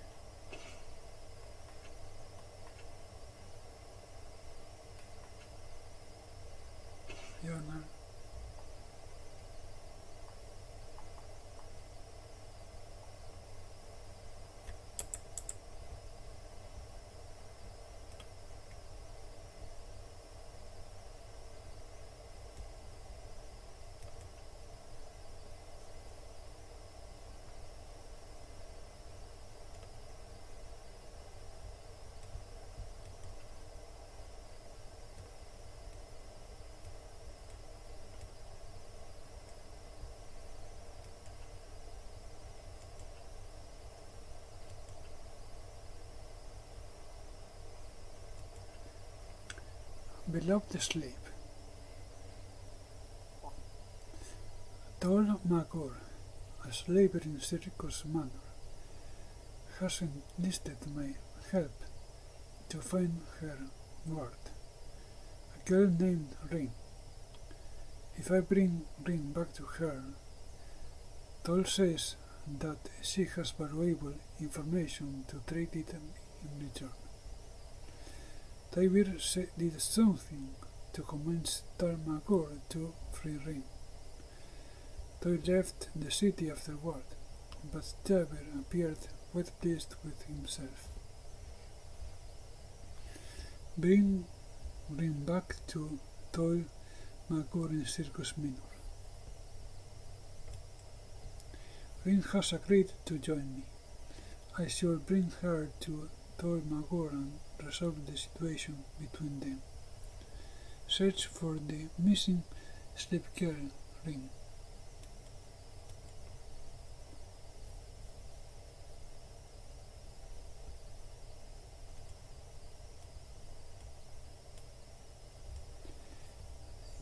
Yor thinks that Rin is hiding in the district of Cliff's Edge.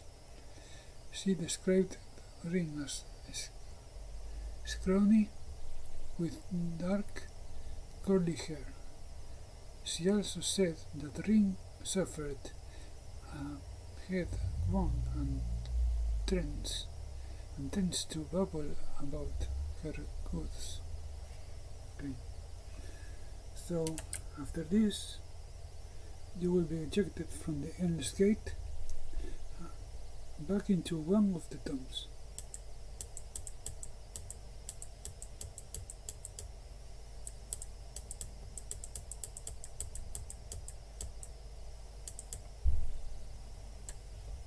There's nothing more. Okay. So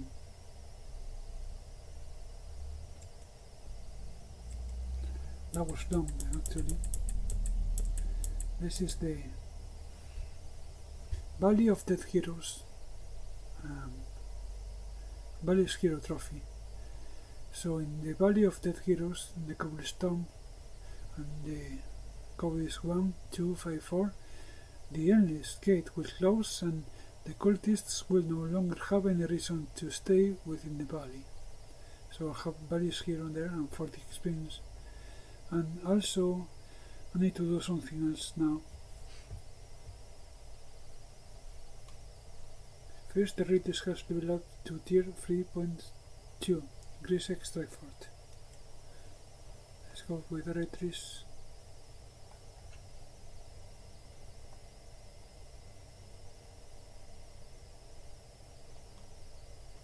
See.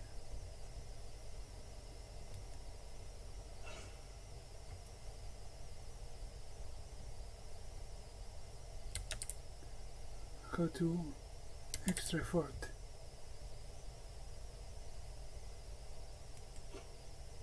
Yes.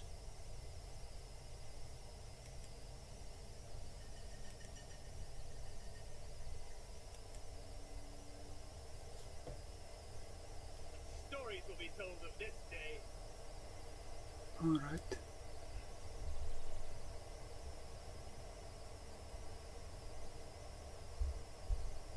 Nice. So that is it. And Ring has level 2 up to tier 3. Increase extra effort 2. Let's start off now. Ring. Increase extra effort.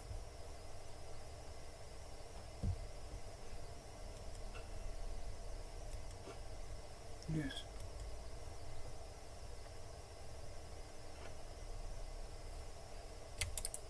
She will automatically unlocks the Safer Adept and God of Change abilities. Also choose to unlock her barrier ability and upgrade her stealth skill.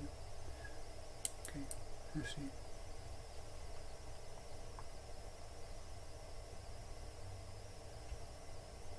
Let's see. I need to this here. I need to unlock her mind barrier.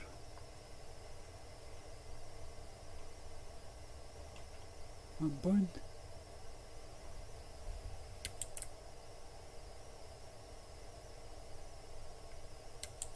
Yes, confirm. Seek will gain 1 indirect pull. Confirm. Your mind is an impenetrable tower of iron will, a fortress few can breach. And after that I have to do something here as well. Upgrade her stealth skill to level 2.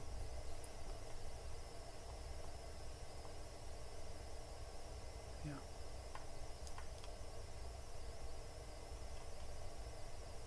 And confirm. There you go. And after that I also have leveled up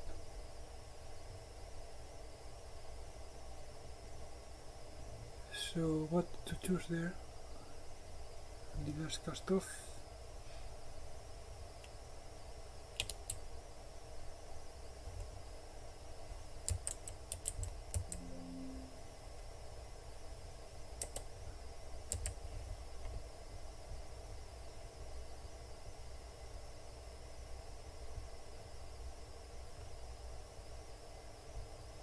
So let me see what happened there with the last cast off too.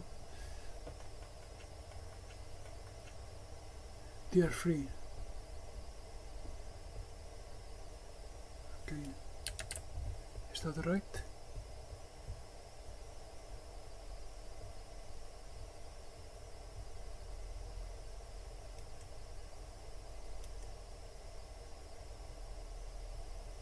Retrees. Ring.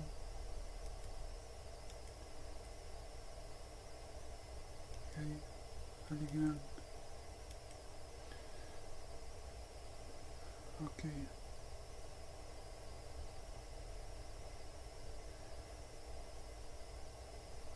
How to operate an omniscience, I think. Let's see.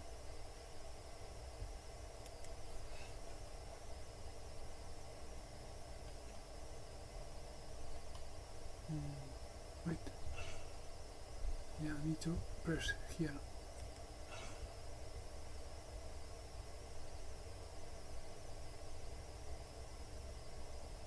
Tier 1.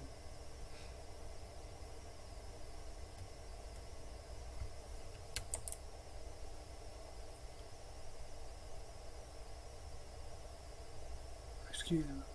Okay. So to analysis. Alright.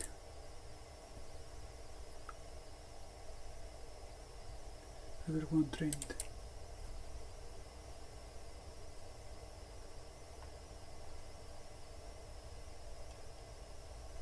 I learn that or remember it? Alright. But the problem is that, yeah, I need to level up more. So I think I missed something there. Anyway, let's get back to where I was before. After that.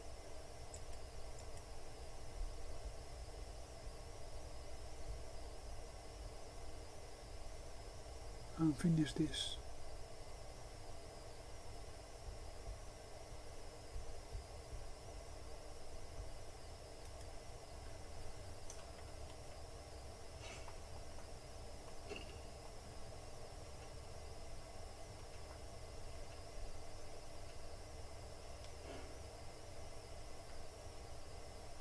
So how to loot?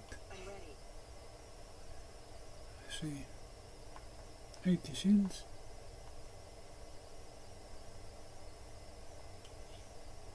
Sins are usually metal but can be made of glass, plastic or substances that have no name.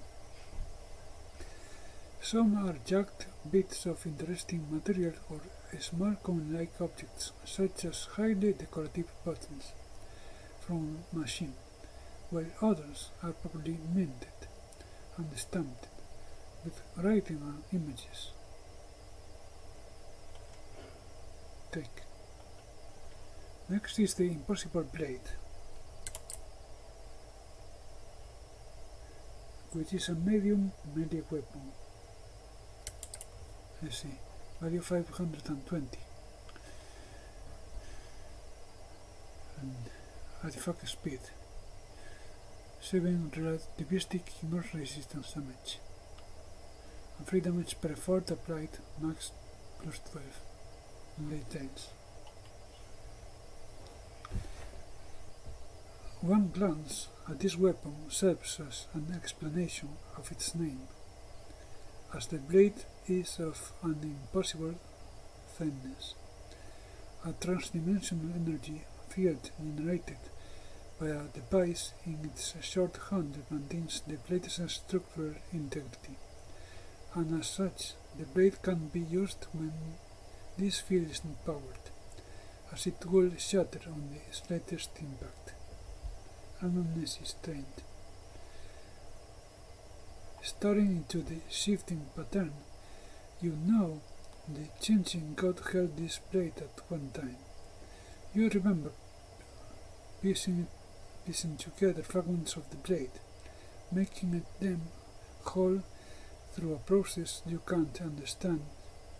It was either shattered before, or this memory is of its making.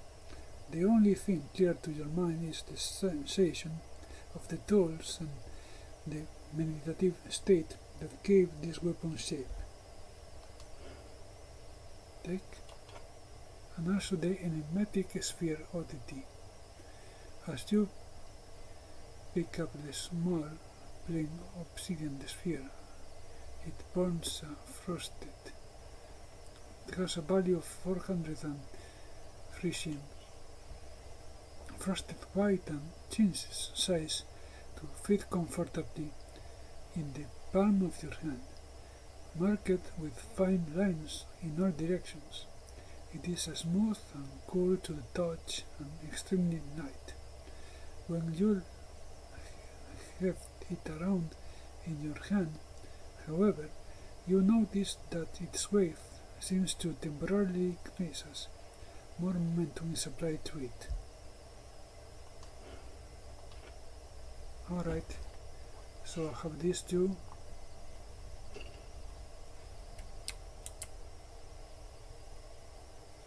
Then I have to interact with the terminal.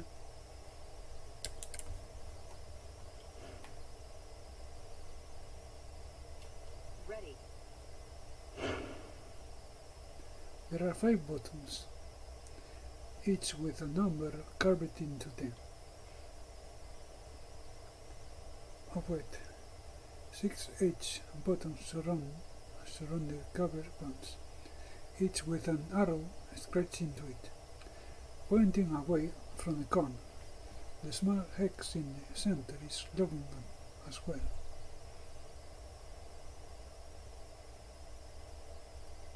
If you're interpreting the illuminated symbols correctly, you're currently in Tom 1254. Back away first.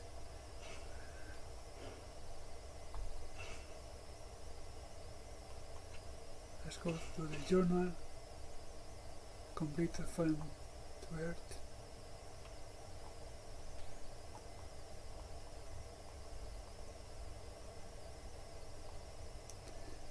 Borrowed and lost. Falinda, a bookseller in Circus Manor, has accused me of borrowing a very rare book and never returning it. I have no memory of such a thing, so it seems likely that the changing god was the real culprit, perhaps when he was wearing the body that is now mine. It seemed important to Falinda that I find and return the book. I gave the tome back to Falinda. Oddly enough, she offered me a chance to borrow another of her books. Okay. But before that, return the book to Falinda.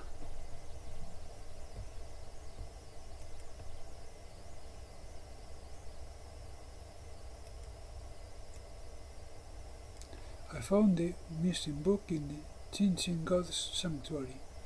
It is called the Tome of Singing Thorns, though it doesn't appear to be an ordinary book.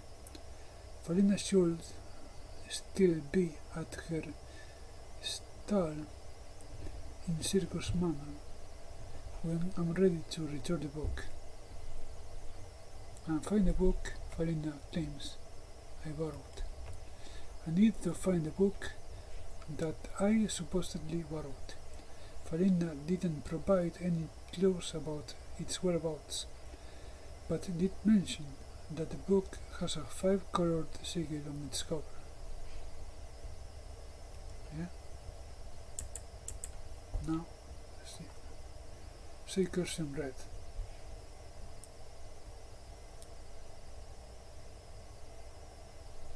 A murderer is lost in Underbelly, the poorest and foulest ward in South Cliffs. If the culprit isn't caught soon, more people are likely to die. First is here. Track down the murderer. Folsom asked me to bring him any information I can find, but he didn't provide much in the way of leads. Folsom let me inspect the scene of his protege's murder. The body was nowhere to be found, only a single flayed hand and a strange circle drawn on the wall in blood.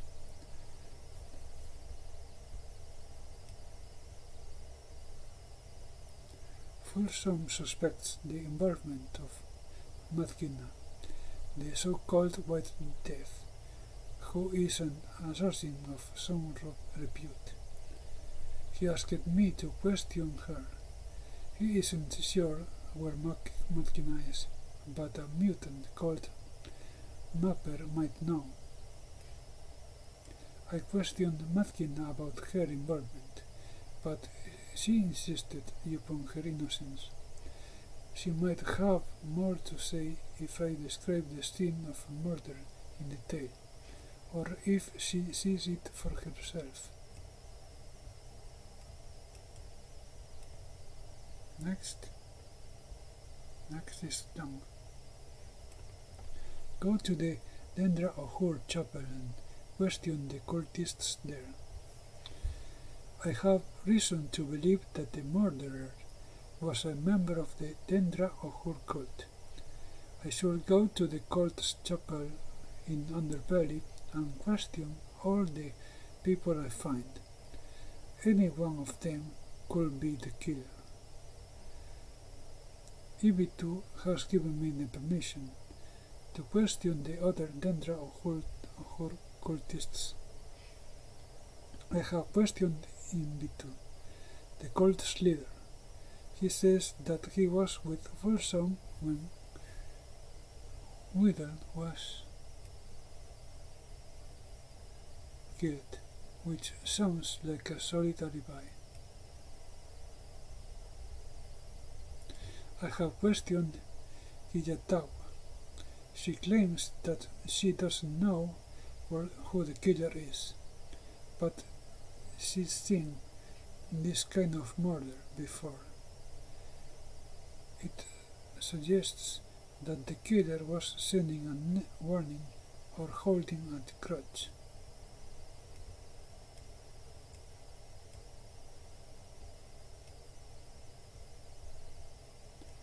I have questioned Malt. He claims that he was carrying drunk in a corner of the manufactory when Gottlieb was killed. However, he did admit that he knew Vettel. And it sounds as if the pair didn't like each other much.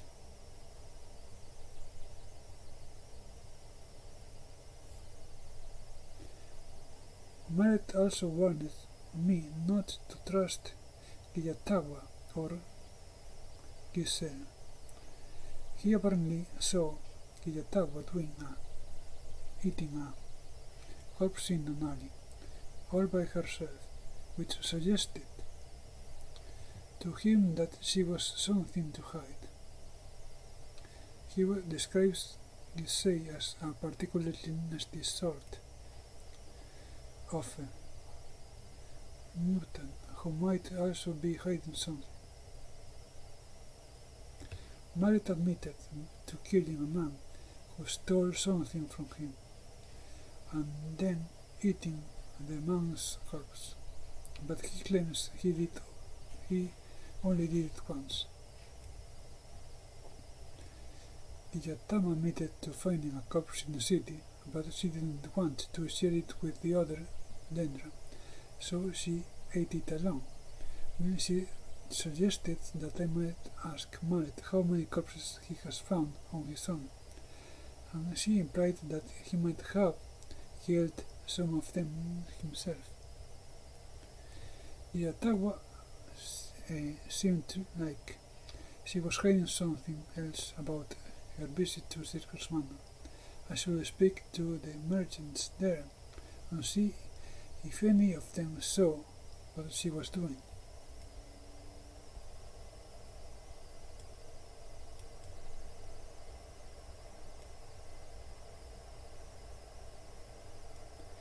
So accused Iyatawa of the murders, but she slipped away before fulsome thoughts could arrest her.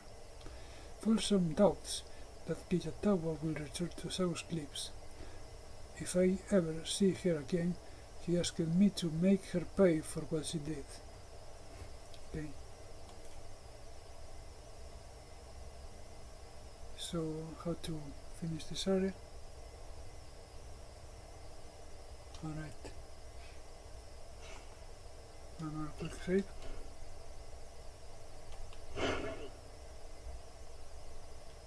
And how to enter the code to a location you already shown a code.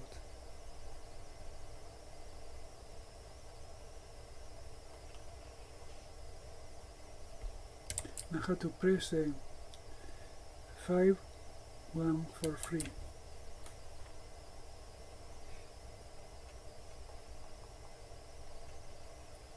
One of the surrounding access closed, indicating your choice.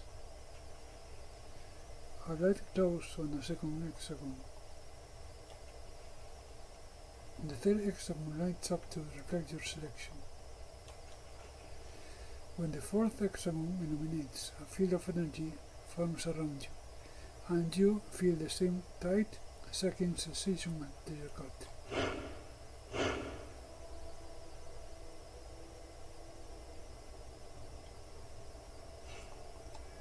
So how to save here?